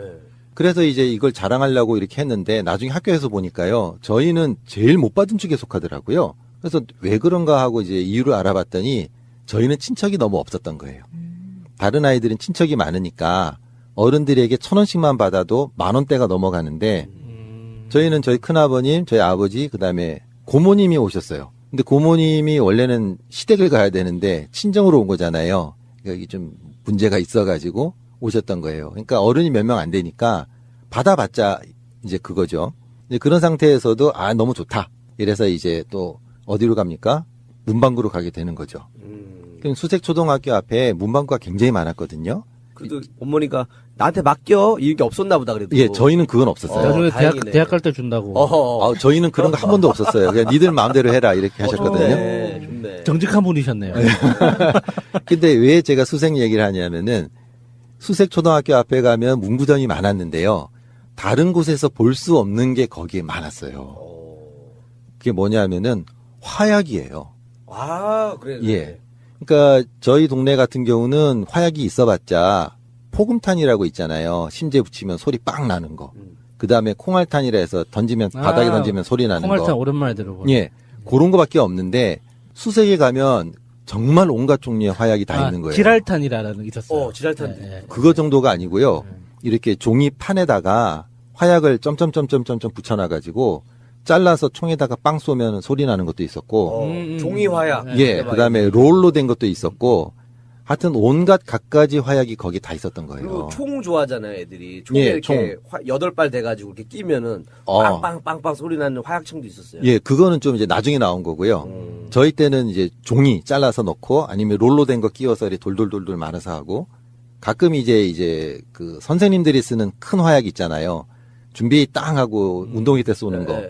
그런 거는 굉장히 소리가 크고 우렁차거든요. 그런데 그게 왜 학교 앞에서 그걸 팔았는지 저는 아직도 이해가 잘 안 돼요. 그러니까 너무 화약이 많고 완전히 이건 전쟁터예요. 그 초등학교 앞이. 화약 냄새 자욱하고 빠방빠방빠방빠방 사방에서 날리고. 그것 때문에 이제 원래 칼싸움이 유행하다가 총싸움으로 넘어가는 시기가 화약과 함께 맞물려요, 이게. 지금의 이제 유명한 저 폭행으로 유명한 한화그룹. 예. 이제 그렇게 이제 장사를 시작했죠. 예, 맞아요. 예. 문방구 애들 코 묻은 돈으로 한국 화약. 거예요? 근데 제가 들은 바로는 수색 그쪽에 화약 공장이 있다는 얘기는 들었어요. 거기 연탄 공장이 있거든요. 그 수색 쪽에. 그래서 그랬는지 이제 화약 그게 있었는데 제가 이 말씀 드리는 이유는 그거예요. 왜 아이들에게 그렇게 위험한 걸 많이 파는지 저는 그게 아직도 궁금한 거예요. 그러니까 화약 때문에 아이들 많이 다쳤거든요. 많이 다쳤어요. 예, 저희 사촌 동생도 화약을 얘는 좀 모험심이 있는지 좀 모아가지고 한번 터뜨려 보겠다고. 터뜨렸다가 손 전체 화상을 입은 적도 있었고요. 아이들 얼굴에 그슬리는 아이들 되게 많았어요. 근데 왜 이렇게 위험한 거를 아무 그런 대책도 없이 무분별하게 파는가. 또 불량식품도 그렇고 장난감들도 불량 장난감들이 굉장히 많았잖아요. 뭘 이렇게 맞추려고 그러면 안 맞아요. 그때는 그런 규제라던가 이런 게 전혀 없어서 그랬는지도 모르고요. 네. 좀 무법천지였는지도 모르죠. 무법천지였어요. 그때도 그 당시는. 보면은 저희 동네도 오토바이 있잖아요. 누가 그냥 길에 세워놔요. 그러면 오토바이 배기통이 달궈져가지고 뜨거워요. 맞아. 네. 그러면 이제 지나가다가 거기에 애들이 발을 대요. 맞아. 예. 대면은 이제 보통은 이제 싸워야 되잖아요. 예. 아니 여기다가 이런 걸 세워놓으면 위험하게 해야 되는데 다 부모님 그 당시만 해도 부모님들은 그렇게 왜 오토바이 옆에 가가지고 애를 혼내요. 그러면 동네 애들마다 다 그게 훈장처럼 있어요. 발 된 자국이. 맞아요. 뭔가 잘못돼도 크게 잘못됐죠. 예. 그죠? 위험한 게 너무 많아요. 그래서 지금도 그런지 모르겠습니다만은 그 초등학교 앞에도 뭐 최근에도 그런 문제 있었잖아요. 그 액체 괴물인가요? 액체 괴물. 예. 그게 뭐 재밌다고는 하는데 그게 좀 잘못된 그 성분이 있는 것들이 꽤 많이 있어서 좀 문제가 됐었잖아요. 네. 그런 걸 좀 단속을 했으면 좋겠다는 생각이 많이 드는 거예요. 근데 왜 거기에 단속에 손길이 안 미치는지 저는 아직도 모르겠어요. 그러니까 우리나라 사람들의 굉장히 이상한 현상들 중에 하나가 예. 내 책임이라고 생각하는 거예요. 이게 기본적으로 그 어떤 국가가 이 정도는 해야 돼라는 그런 사고 방식이 별로 없어요. 그렇죠. 대표적으로 이제 프랑스 이야기 자주 예로 드는 게 거주 문제에 대해서 그 당연히 프랑스에서는 거주는 국가가 책임지는 거거든요. 그래서 내가 뭐 실업 문제든 어떤 다른 어떤 내 개인적인 문제든지 간에 어떤 사유로든 내가 거주가 불안정해지잖아요. 그러면 국가에 청구를 하면 돼요. 집 한 칸 달라고. 예. 그러면은 나라에서 내줘요. 근데 우리나라는 그거를 내 책임이라고 생각해. 그거 그러니까요. 얘기하면 빨갱이라 그러죠. 예. 그렇죠. 그리고 예, 내 맞아요. 잘못으로 해서 이렇게 된 거기 때문에 내가 알아서 그래서 그 노숙까지 가게 되는 노숙까지 가게 되더라도 내 잘못이라고 맞아. 생각하는 거죠. 그러니까 안전에 대한 문제도 예를 들어서 이렇게 그 아까 오토바이 말씀하셨잖아요. 네. 그것도 사실은 자리에 세워놓은 사람한테 따져야 되는 거죠. 그건 맞아요. 그 맞는데 애한테 뭐라 하잖아요. 그러니까 그게 내가 잘못했다고 생각하는 거예요. 그리고 오토바이 만드는 사람들도 위험하겠구나 해서 좀 커버를 씌워주든가 해야 되는데 그런 것도 안 했었고. 그러니까 그 화약을 판매할 수 있었던 것도 그런 거죠. 사는 사람 잘못이지 파는 사람 잘못은 아니다. 그렇죠. 아이 잘못인 거예요. 아이 잘못. 예, 이게 이제 그 밑바닥에 깔려있기 때문에 가능한 거죠. 그러니까 저도 최근에 한번 느꼈던 게 뭐냐면은요. 저희 집 앞에가 길이 이제 아파트 밑에가 왕복 6차선이고요. 그거와 이제 맞물리는 선이 왕복 4차선이에요. 근데 왕복 6차선 길에 그렇게 주차가 많이 돼 있는 거예요. 근데 거기는 주정차 금지 구역 딱 써 있고 카메라까지 다 있어요. 그런데 단속을 안 해요. 그래서 제가 너무 이게 문제가 있다. 왜냐하면 거기를 통과를 해서 아파트로 들어와야 되는데 이제 오른쪽에 주차가 다 돼 있으니까 아파트로 들어가기 위해서는 3차선 도로 중에 2차선을 들어가서 마지막 3차선을 넘어서 아파트로 들어와야 되는 거예요. 그러니까 너무 이상하잖아요. 혹시라도 그것 때문에 사고가 나면 어떡해요. 그리고 6차선 길이면 편도 3차선이니까 차량도 많잖아요. 그래서 제가 너무 이상해가지고 만일에 이게 사고가 난다면 누구 책임이냐? 이 주차한 차 책임이냐? 아니면 운전을 한 사람 책임이냐? 이것도 문제가 심각해지잖아요. 보통 그런 경우 7대3 아니에요? 맞아. 예. 그러니까 몇십니다. 뭐 이런 거 하자 방송 있잖아요, 그죠? 근데 거기가 주차 금지 구역이 아닌 것도 아니고, 그러니까 주차 금지 구역이에요. 카메라가 없는 것도 아니고. 그래서 제가 이제 요즘에 뭐죠? 어플로 하는 거 생활 불편 신고인가? 민원도 요즘 예. 어플로 하죠. 그래서 제가 그걸 동영상으로 찍어가지고 시에다가 이제 넣은 거예요. 공무원들은 제정신이냐고. 여기에 카메라도 다 있고 다 있는데 왜 단속을 안 하냐고. 그래 했더니 단속을 한두 번 나오긴 했더라고요. 근데 지난번에 야수님께서 말씀하신 것처럼 그렇게 잘못되면 사고가 날 수 있거든요. 그 차량이 굉장히 많으니까. 그럼 누구 책임이냐는 거죠. 진짜 어려운 저는 문제예요. 그 법원 해석을 들을 때마다 너무 어이가 없더라고요. 주정차 금지 구역에 주차를 해 있으면 네. 그 사람이 잘못한 거잖아요. 그러니까요. 그럼 사고가 나면 그 사람이 책임지는 게 맞다는 게 우리의 일반적인 추측인데 그렇죠. 법은 그게 아니에요. 그게 아니죠. 운전하는 사람이 거기에 차가 있는 걸 봤으면 어쨌거나 맞아요. 조심해야 예, 예. 된다는 거예요. 그게 문제인 거예요. 예. 실제로 X표 해놓고 주정차 금지면 잠깐 세워도 안 되는 거거든요. 예. 그런데 버젓이 세워져 있는 거를 단속을 안 한다. 그리고 카메라가 있는데도 단속을 안 한다. 그러니까 그거 있잖아요. 교차로에 세워놓고 계속 이렇게 CCTV를 보면서 단속하는 거. 그게 있는데도 단속을 안 하는 거예요. 그건 문제가 심각하죠. 걸렸는데 얼마 전에. 세웠다가. 아니, 그러니까 뭐냐면. 서울이죠. 아니, 인천이었는데, 식사 시간 때는 좀 또 이해를 해주는 데가 많아요. 네. 갖고 그런 경우도 있죠. 했는데 그때 누가 형 커피 한 잔만 먹고 가죠 하다가 커피 먹다가 지쳤어요. 딱, 2시 넘어가니까 바로 그냥. 아, 저 사람은 지금 밥 먹는 게 가차 없어. 아니구나. 가차 없어. 2시 넘어가니까 가차 없더라고요. 아, 그거는 저도 몇 군데서 본 적이 있어요. 그렇게 시간 딱 정해놓고 넘어가면 바로 단속하는 거. 예. 아, 그건 잘했네요. 32,000원 냈습니다. 깔끔하게. 예. 아이고. 네. 예, 저는 여기까지 하겠습니다. 네.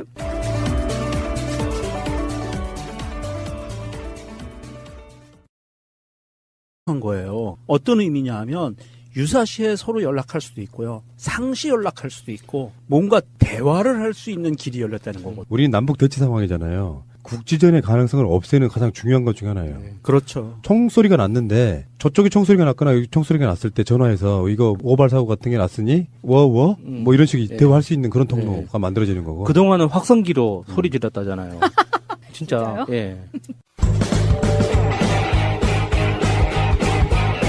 제도로서의 민주주의가 흔들리고 구타는 일은 이제 없습니다. 민주주의가 밥이고 밥이 민주주의가 되어야 합니다. 추미애 대표가 그 외신 기자와 인터뷰한 내용에서 그런 게 나와요. 북한하고 어떻게 대화하냐. 그러니까 대화할 수 있는 길이 없다. 확성기밖에. 메아리로. 참 안타까운 노릇이었던 거거든요. 이게 이렇습니다. 적성국과 군사대치 상황에서 대화할 수 있는 길이 없다는 것은 언제라도 전쟁이 난다는 얘기예요. 누군가의 실수에 의해서 전쟁이 나는 거거든요. 그럼 그 돌발적인 전쟁의 길을 막는 방법은 대화 채널을 만들어내는 건데 그것이 이렇게 멀리 외국으로 돌아서 대화 채널이 개설되는 게 아니라 직접 대화할 수 있는 길이 열린다는 거는 서로 싸움의 여지가 이제는 없어지는 거예요. 대화 채널이 열었다는 거는 대화하자는 얘기거든요. 서로. 2016년 2월이니까 끊어진 게 1년 11개월 만에 다시 대화 채널이 복원됐다. 사실은 없었던 게 만들어진 건 아니지만 그렇죠. 정말 반갑고요. 우리가 이야기를 꾸준히 해왔던 것처럼 김정은의 신년사나가 주는 나비 효과가 어마어마한 거예요 지금. 그래서 섣부른 우리 같은 이제 우물가에 숭늉 찾는 사람들은 정상회담 이야기가 나올 정도인데 사실은 그 방향으로 달려갈 수밖에 없어요. 그 노무현 대통령하고 김정일 위원장이 만나던 그 시점에 군사 분계선 넘어오는 그 장면 기억하세요? 네. 북한을 가는 방법이 비행기를 타고 갈 수도 있고 중국으로 갈 수도 있고 한데 노무현 대통령 때는 육로로 갔어요. 그러니까 김대중 대통령은 비행기를 타고 순환 비행장으로 내렸고 노무현 대통령은 권양육성 여사와 손을 잡고 둘이서 하나 둘 셋 하고 군사분계선을 딱 넘어갔어요. 노란 선 거져 있는. 역사적인 장면이었죠 그게. 예, 역사적인 장면이었어요. 이번에는 사실 김정은이 내려올 때가 됐죠. 그러게. 서울 나들이 좀 시켜주고 싶은데. 다만 이제 구구 세력들이 어떻게 준동하느냐에 따라 달라질 수 있는데 난리가 날 수도 있거든요. 그래서 김정일도 두 번의 정상회담을 북한에서 한 거거든요. 북한은 통지가 가능하잖아요. 그리고 남한 쪽에 있는 수구 세력들은 대부분 6.25라는 사건을 통해서 그 사이에 뭐 여러 가지 판문점 뭐 무슨 사건 이런 걸 통해 가지고 북한에 대한 적대감이 대단해요. 세뇌가 됐건 뭐가 됐든 간에 그 사람들이 서울에서 김정일이나 김정은 이 두 사람이 나타났을 때 어떻게 반응하는지도 중요한 부분이라서 어떤 신변 문제 같은 것도 굉장히 중요해서 그렇죠. 못 내리는 부분이 있단 말이죠. 안타까운 게 김정은이 내려온다면 제가 그 두 부부만큼은 내가 서울 시티 투어 표를 끊어줄 수 있는데. 근데 북한 입장에서는 김정은 위원장이 내려오는 것보다 우리 대통령을 초청하는 게 여러모로 유리할 거예요. 그렇겠죠. 모양새가 그러니까 나죠. 그 화면에 드러날 때 서울의 그 풍경이 드러나는 것보다는 평양의 풍경을 중심으로 북한 국민들한테 이제 보여주는 게 훨씬 더 유리하겠죠. 북한 국민들, 특히 평양 쪽은 우리 생각하는 것보다 훨씬 발전한 도시라서 네. 나쁜 그림은 안 나옵니다. 대신에 그쪽은 세뇌가 어떻게 되어 있냐면 남한의 물질 만능주의적인 자들이라 거기에 대해서 부럽다 이런 인식은 별로 없는 사람들이에요. 그건 중요한 것이 아니라고 보는데 예. 문제는 2번이나 우리나라 대통령이 갔는데 니들이 내려올 때가 되지 않았냐는 여론이에요. 사실은. 또 가는 것도 이상하잖아요. 주거니 받거니 해야지 왜 계속 주기만 하냐고. 그런 부분도 있는 거죠. 김정은 전에 김정일과 김일성은 사실은 더 살았어야 되는데 갑자기 세상을 떠나는 바람에 우리만 올라가고 내려올 기회가 없었어요. 조금 더 살았으면 내려왔었을 거예요. 사실 그 관계가 복원이 되고 그랬을 텐데 생각해 보시면 김일성이 갑자기 급사를 했거든요. 김정일도 또한 마찬가지고. 그래서 그런 기회가 없었는데 김정은은 좀 젊으니까 이번에 우리 정상회담을 하면서 우리 대통령이 올라가면 답방 형식으로 한번 내려올 수 있는 시간들은 충분히 있으니까 이번에 또 그런 부분을 기대해 보고 하여간 김정은이 신년사 한 것은 굉장히 좋았고요. 그리고 일부 종편에서는 연말 연시를 틈타서 대한민국 정부의 무능론을 설파하려고 외교적 무능론을 설파하려고 했었는데 김정은 신년사 한 방에 그냥 묻혀버렸죠. 문재인 네. 대통령의 그 어떤 대북 평화 메시지에 대해서 북한이 꿈쩍도 안 한다는 메시지를 계속 보냈는데 종편에서는 김정은이 그냥 한 방에 크게 쏜 거예요. 그러니까 유승민 대표도 이게 뭐 북한의 작전이다. 이렇게 제재 압박이 이제 들어오는 이 타이밍에 이제 평화 제스처를 이용해서 시간 벌기 작전이다. 이런 식으로 이제 막 악의적으로 왜곡 이해하는 이런 발언을 많이 했는데 사실 김정은 위원장이라는 직책이 내놓는 신년사에서 신년사 전체 분량의 4분의 1 정도를 이 평화, 남북관계, 그리고 앞으로의 발전, 상호 발전 이런 내용으로 사람이 작성한 거다. 내가 어떤 회사에 이 회사 그 40% 대주주예요. 이 회사는 연간 매출이 2조 원에서 3조 원 정도 되는 엄청난 회사예요. 그 회사의 지분을 40%를 갖고 있어. 그래서 이게 이제 내가 상속세를 내야 되는데 상속세를 내는 방법이 여러 가지가 있죠. 내가 현금을 대출을 받아서 내는 방법도 있고 내 재산을 팔아서 내거나 내 주식을 주거나. 근데 현금을 대출을 받거나 내 땅을 팔아서 내는 건 내가 3조 원 가까이 되는 매출이 나오는 이 40% 지분을 통해서 나오는 배당 수익을 가지고 다시 살 수 있는 거잖아요. 돈도 그렇고 땅도 그렇고 다시 살 수 있는 거잖아요. 이 40% 지분이라는 건 황금알을 낳는 거위란 말이죠. 근데 이거를 절반을 뚝 떼서 줘버린 거예요. 굉장히 불합리한 거죠. 거기다 플러스 하나 더. 예. 주식을 물납을 하잖아요. 예. 그럼 주식값이 떨어져요. 예.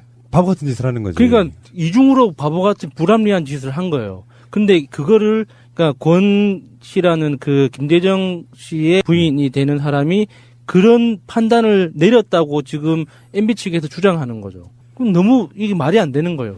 그러면서 다수 주식 일부는 또 청계재단에 줘버려요. 이게 가장 어쩌면 치명적인 증거라고 보는 거거든요. 갑자기 죽어버렸어. 정리도 하기 전에. 그러니까 바지로 대포 통장 같은 거야. 김대정은. 이 사람이 이제 잠시 보관하고 있는 그 상황에서 어떤 준비도 안 된 상태에서 갑자기 죽어버리니까 되게 혼란이 일어난 상태가 돼버린 거거든요. 네. 만약에 이제 권영미 씨 이분이 욕심을 좀 부렸다 그러면 이명박이 이제 상황이 굉장히 이상해진 상태까지 가버리고. 그런데 이 이명박이 바지 사장을 내세워서 재산을 차명으로 이렇게 운영했던 정황이 이 이전에도 정말 하나 드러난 게 있더라고요. 그 현대건설이 그러니까 박정희 정권 시절에 이제 막 강남이 개발되기 시작할 때 사원복지 차원에서 950채 정도의 아파트를 분양을 했는데 그 중에 600채 정도가 이제 정관계 인사들한테 불법으로 이제 뇌물처럼 분양이 됐는데 그 중에 아파트 4채가 이명박한테 분양이 됐대요. 그런데 알고 보니까 그게 이명박 이름이 아니라 김대정, 이상은, 이상덕 이런 이름으로 4채가 분양이 된 게 있었다고 하더라고요. 그게 그 나중에 쌈짓돈으로 돼가지고 아파트 값이 폭등하잖아요. 나중에 그런 식으로 이제 재산을 불리는 정황도 있더라고요. 정말 MB는 돈 냄새 맡는 데는 정말 뭔가 일각이 있는 것 같아요. 만약에 상속세를 낼 생각이 있었고 내가 실소유주라면, 그러니까 소유주, 진짜 소유주라면 현금을 일단 대출 받아요. 그리고 나서 상속세를 내요. 그 다음에 다스의 지배권을 유지하면 그 대출 받은 걸 갚으면 되는 거거든요. 예, 배당을 받아가지고. 근데 그 상황에서 그걸로 아예 포기하는 상태. 어쨌든 간에 결국에는 기업 지배권을 잃었죠. 권영미 씨, 김재정 씨 부인. 그분은 잃었고 예. 실소유주는 되찾아간 거죠. 예. 나는 김윤옥과 김재정의 사이가 어땠을까 이 생각을 많이 해봤거든요. 사장은 이상은이었잖아요. 이명박 형. 실제로는 회장은 그 회사는 자기 핏줄 이 씨가 지배를 해야 돼요. 근데 여러 가지 이유를 들어서 김재정이 쉽게 표현하면 자기 신복 같은 거야. 자기 처남인데 말도 더럽게 잘 듣고 그중에 일부를 월급 비슷하게 주면 돼. 그리고 야, 네 명의 좀 빌려줘. 이 상태였던 거죠, 사실은. 그래서 김재정이 생전 인터뷰를 보면은 그 친구들의 이야기도 그렇고 이 사람이 이렇게 큰 회사의 사장답지 않았다고 그런 이야기가 되게 많아요. 예. 옷도 되게 허름하고 사람이 항상 피곤하고 힘들어서 지쳐 있는 모습. 놀지도 않고. 그만 다 개털이라고 막. 그냥 집사지 뭐. 그러니까. 집사. 이명박이 집사. 그래서 그 지금 물납으로 상속세를 처분하는 과정에서도 어떻게 보면 권영미 씨가 김윤옥을 봤을 때 굉장히 서운한 그런 거를 막 느꼈을 거예요. 그건 아닐 것 같고 뭐 이를테면 평상시대 관계가 이명박의 부인 김윤옥의 동생 한 가족이잖아요. 근데 변변치 못해. 평상시 때 좋은 대학을 나온 것도 아니고 뭐 변호사나 뭐 교수하고 있는 것도 아니고 변변치 못한 친구를 자기 신복처럼 부리면서 가끔씩 명의 빌려 쓰는 정도의 개념이라고 보시면 돼요. 집사. 사회적 능력은 거의 없고 이명박이 없으면 생활 유지가 안 되는 사람들. 그런 경우 많잖아요. 왜 어떤 집안에서 어떤 사람이 똑똑하게 좀 출세하면 거기에 빌붙어 가지고 생명 유지하시는 분들 많은데 서운할 게 없지. 김재정이나 권영미 입장에서는 다 우리 김윤옥 여사가 시집 잘 가서 이명박이를 만난 덕분에 나름대로 굉장히 많은 사람들이 먹고 살지 않냐 요 관점이었겠지. 그러니까 반발할 수가 없는 거죠. 그러면 아주 깜냥이 안 되는 거지. 집안에 그런 사람 없어요? 우리 집안에 그런 사람이 있는데. 그래서 관계가 욕심을 부려봐? 대들 수 없는. 그냥 소유권 갖고 내가 주장해봐? 할 수 있는 그런 입장이 아니고 당연히 처남댁이잖아. 김재정이 부인이면. 처남댁? 빨리 서류 갖고 오세요. 이렇게 물론 회계사나 변호사를 통해서 뭔가 작업을 했겠지. 그런 상태였던 걸로 보입니다. 이 사실 그 김재정 씨가 죽지 않았으면 시차를 두고 이게 서서히 이게 인수인계 작업이 이루어졌을 텐데 갑자기 그렇게 되면서 실소유주 입장에서는 굉장히 이게 꼬인 측면이에요. 그래서 두 가지 방안을 찾은 겁니다. 하나는 물론 큰 원칙은 내 주머니에 있는 돈 나가면 안 되는 큰 원칙이었고요. 실상 이명박이 포토라인에 쓸 날짜가 사실 며칠 안 남은 걸로 보여요. 막 마구잡이로 뭔가를 하는 게 아니잖아요. 압수수색은 자신들 리스크가 완벽하다고 느낄 때 하는 거예요, 검찰이. 어차피 급습 이런 개념으로 하는 압수수색이 아니고 다 예상된 압수수색은 압수수색 자체가 주는 사회적 메시지는 우리 이제부터 제대로 수사 시작한다예요. 그런 시그널이라고 보는 게 더 맞는단 말이에요. 이번 압수수색 건은 우리가 주의 깊게 봐야 되는 게요. 이게 10년 전 자료예요. 그리고 그 전직 관계자가 자기 집에 보관하고 있었어요. 그리고 더 하나 제보가 있었고요. 이런 자료 있습니다. 압수수색 하세요. 제보해서 압수수색 들어간 거예요. 이게 무슨 뜻이냐면 이건 법정에서 증거로 만들기 위해서 증거 능력을 확보하기 위한 압수수색이에요.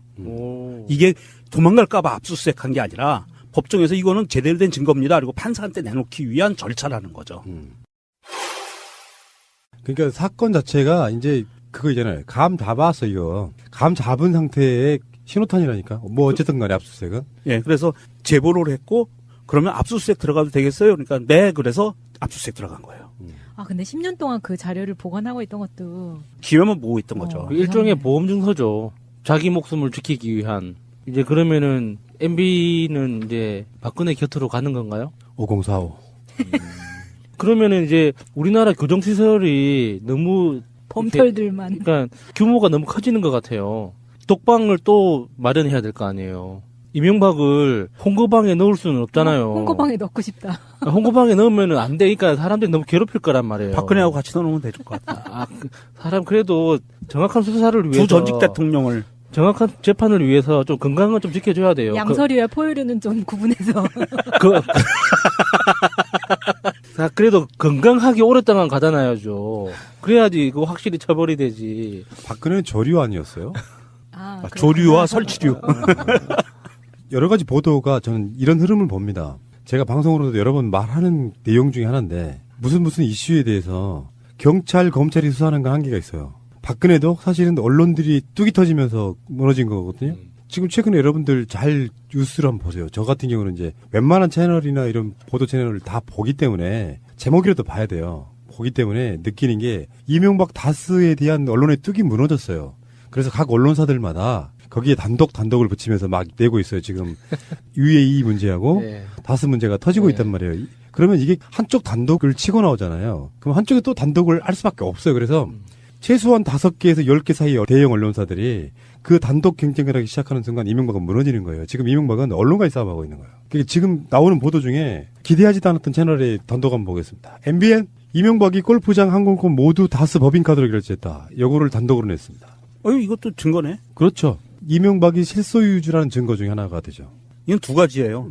실소유주 아니면 접대. 두 가지거든요. 접대. 아니 그렇잖아요. 남의 회사 법인카드를 쓰는 거는 접대 아니면 회사 관계자니까 쓰는 거예요. 둘 중에 하나밖에 없고 접대라고 우기면은 왜 접대를 받았느냐를 파고 들어가면 또 더 아파요. 그럼 대접이라고 하죠. 접대, 대접. 대접. 뭐 아들 회사라서 이번 주에 부모님을 아니 아들이 소유주는 아니잖아요. 아들이 그중에 직원이었던 것 뿐인데. 그 당시에 직원.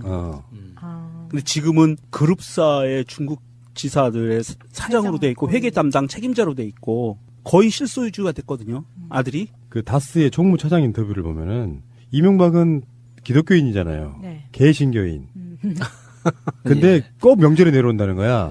총무차장 이런 사람들은 좀 쉬고 싶은데 차례도 지내야 되는데 이명박은 차례를 안 지내니까 골프 치러 내려온다는 거예요. 그 당시에 예전에 대통령직에서 끝나고 박근혜 대통령 시절에 이명박이 평창으로 이명박하고 이명박 부인이 평창으로 골프를 치러 다니는데 그 당시에도 헬리콥터를 타고 다녔대요. 그러니까 헬기가 실어고 와가지고 딱 내려주면 전체 골프장을 전세내서 딱 치고 가는 거예요.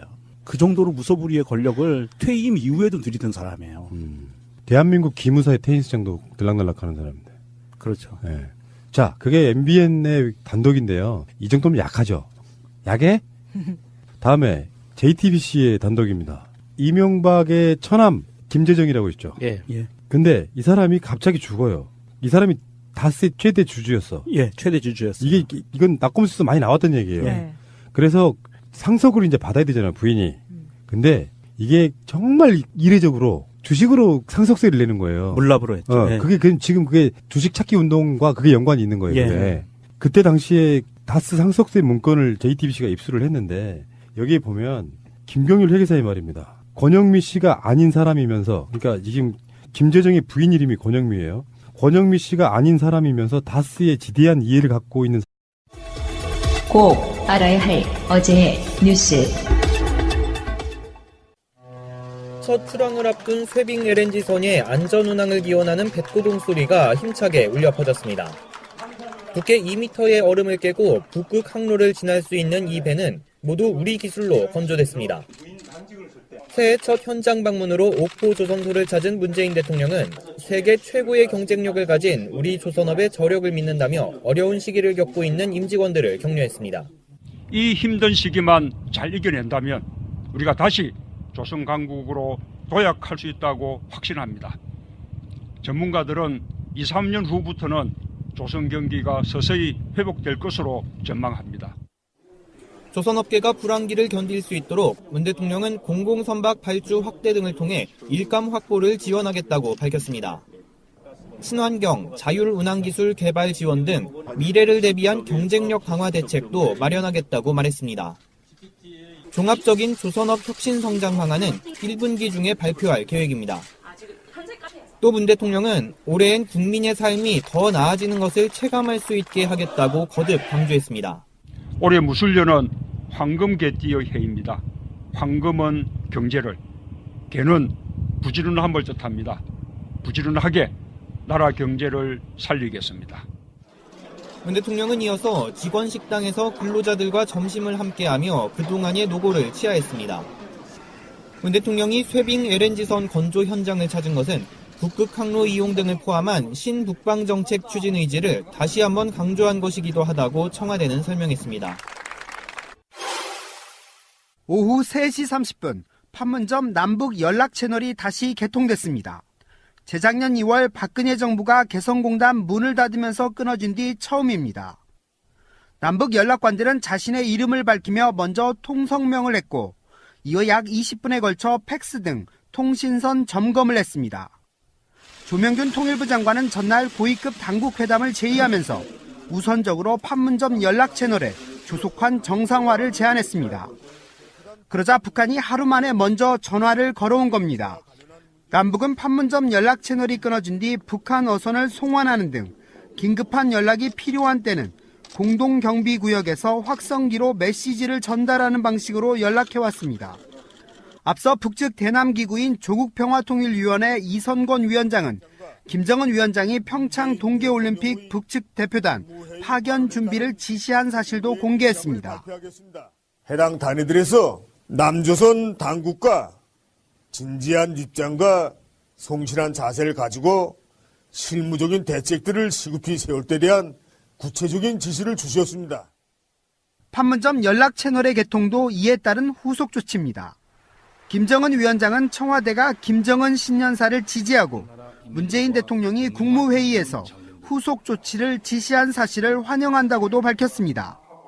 남북은 조만간 세부적인 협의 절차를 거쳐 회담 날짜와 수석대표급, 의제 등을 확정지을 예정입니다.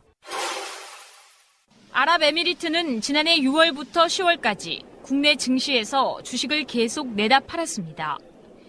그러다 지난해 11월 갑자기 기류가 바뀌더니 9,670억 원을 순매수해 미국을 제치고 그달 한국 주식을 가장 많이 사들인 나라가 됐습니다. 아랍에미리트의 한국 상장 주식 보유 규모도 9조 4,620억 원까지 치솟았습니다. 대규모 투자는 아랍에미리트의 국부펀드인 아부다비 투자청이 주도했습니다. 금감원 관계자는 삼성전자 등 코스피 시가총액 상위 대형주들을 주로 사들인 것으로 안다고 말했습니다. 일단 증권가에선 국제 유가 상승으로 얻은 여유 자금을 더 투자한 것이란 해석이 나옵니다. 하지만 같은 시기 사우디아라비아 등 다른 중동 자금은 큰 변화가 없었습니다. 이 때문에 지난해 11월 이후 송영무 국방부 장관, 임종석 청와대 비서실장이 잇따라 아랍에미리트를 방문한 것과 연관이 있는 것 아니냐는 관측도 나오고 있습니다. 아랍에미리트 국부펀드는 앞서 이명박 정부에선 한국 증시에 대한 투자를 대폭 늘렸다가 박근혜 정부에서는 줄이는 등 정권마다 다른 투자 양상을 보인 바 있습니다. 방송 중간에 좋아요를 눌러주시면 새날팀들에게 큰 힘이 됩니다. 미리 감사합니다. 트위터가 진짜 언론입니다.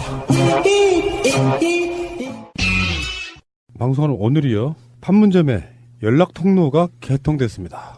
연락 통로가 뭐예요? 길이에요? 통로예요? 간단히 말하면 전화선? 유선 전화죠. 유선 전화. 전화선이 개통된 거고요. 오후 3시 15분에 개통이 됐고 이 연락선이 개통됐다는 건 굉장히 중요해요. 한다는 건 사실 그거를 어떤 꼼수가 깔려있는 작전이라고 보기에는 너무 큰 거죠. 그래서 일단은 이 문재인 대통령이 먼저 제안했던 여러 가지 평화적인 그 조치에 대해서 응답하는 걸로 봐야지 합리적인 거지. 그게 뜬금없이 지금 북한의 입장을 완전히 완결하기 위한 작전의 하나다. 그거를 신년사로 활용했다 하는 거는 너무 지나친 억측인 것 같아요. 1월 1일 오전 9시 30분 김정은 노동당 위원장의 신년사, 그리고 2일 오전 10시 문재인 대통령 통일부와 문체부는 후속 방안을 조속히 마련하라고 지시. 2일 오후 2시 조명균 통일부 장관 9일 판문점에서 남북 고위급 회담 열자고 제안.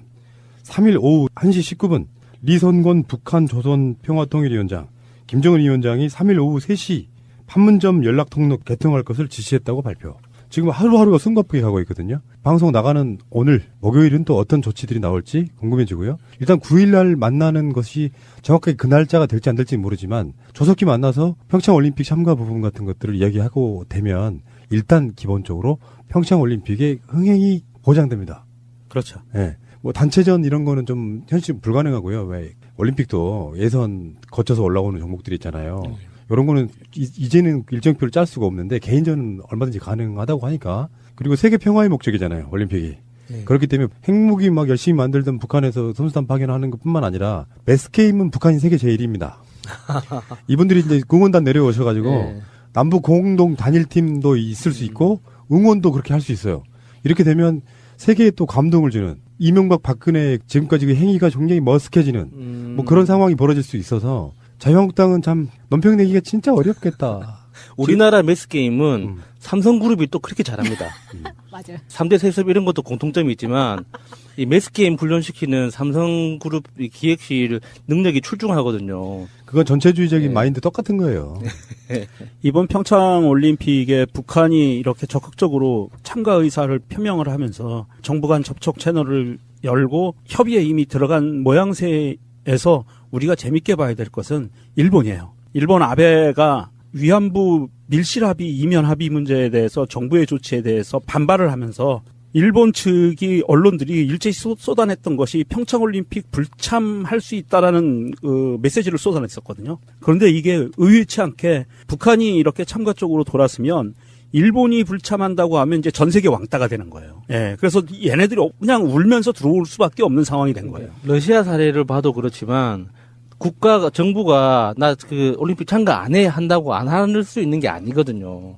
선수들의 어떤 사회적 지위나 영향력이 정부에 버금가요. 지금은 스포츠 선수들의 영향력이라는 게. 그래서 4년을 준비한 그 각각 선수 한 명 한 명이 그 개인 차원으로라도 그 참가할 수밖에 없는 거지. 막연히 그냥 뭐 그 막무가내로 정부 입장에서 우리 참가 안 한다고 버틴겨봤자 개별 선수들은 또 참가할 수밖에 없는 거거든요. 일본 선수단이 참가 안 한다는 게 아니고 아베 개막식 참석 이런 부분이거든요. 바로 옆 나라니까 네. 원래 뭐 얼마든지 올 수 네. 있잖아요. 근데 그 상황에서 일본이 경거망동 못하는 이유가 있는데요. 뭐 때문에 안 왔대? 뭐 이런 식 이야기가 나오면 위안부 문제를 이렇게 해가지고 지금 그랬대. 두 나라 사이에 관계가 안 좋대 이렇게 소문나는 부분이 있기 때문에 쉽게 일본도 지금 속을 끙끙 앓고 있는 부분이라 저는 뭐 니들 엄청 순진하거나 뭐 별 소리를 다 하셔도 낙관적으로 보고 상대방의 진정성을 의심하지 않고 가면 좋은 결과가 나옵니다. 김정은이 어떤 의도였든 간에 우리가 원하는 게 평화라면 그냥 따라가는 거죠 뭐. 네, 여기서 김정은과 동갑인 우리나라 연예인을 살짝 소개를 해드릴게요. 누구누구 있는지 깜짝 놀라실 거예요. 궁금합니다. 예. 아유미예요. 아유미와 동갑입니다. 그리고 신민아, 소희현, 손호준, 윤은혜 등등이죠. 윤은혜? 네. 윤은혜, 손호준, 김정은 위대한 신입 김정은 지도자 종지 동갑이란 말이죠. 네. 갑장이구만요. 참 우리가 호칭이 애매하긴 해요. 예? 그래도 위원장 정도는 붙여줘야 되지 않을까 아니, 싶어요. 방송에 한두 번씩은 할 수 있는데 네. 우리 네. 이걸 계속 박근혜 이명박 하는데 네. 김정은이 계속해서 뭔가 좀 아니 좋은 모습. 저는 솔직히 그냥 대놓고 말씀을 드리면 김정은이가 평창올림픽 개막식에도 참가하고 정상회담을 결정을 하면 내가 김정은 위원장이라고 불러줄 거야. 예, 인정. 근데 우리 습관 때문에 그래요. 예. 우리 뭐 트럼프한테는 트럼프라고 안 하나? 아, 그렇네. 아, 근데 종편에서 김여정 보고 김여정이 하니까 그건 좀 그렇더라고. 우리 생활 습관 때문에 그런 건데 우호적인 분위기일 때는 공식 직함을 붙여주는 것도 나쁘지 않겠다 이렇게 생각이 네. 드는 거고요. 본격적으로 이명박 이야기를 좀 할 텐데요. 오늘은 이명박 다스 관련해서 다스 관계자의 집을 압수수색을 시작했어요. 이명박 수사 언제 합니까? 뭐 이런 얘기를 계속 하고 있었지만 사실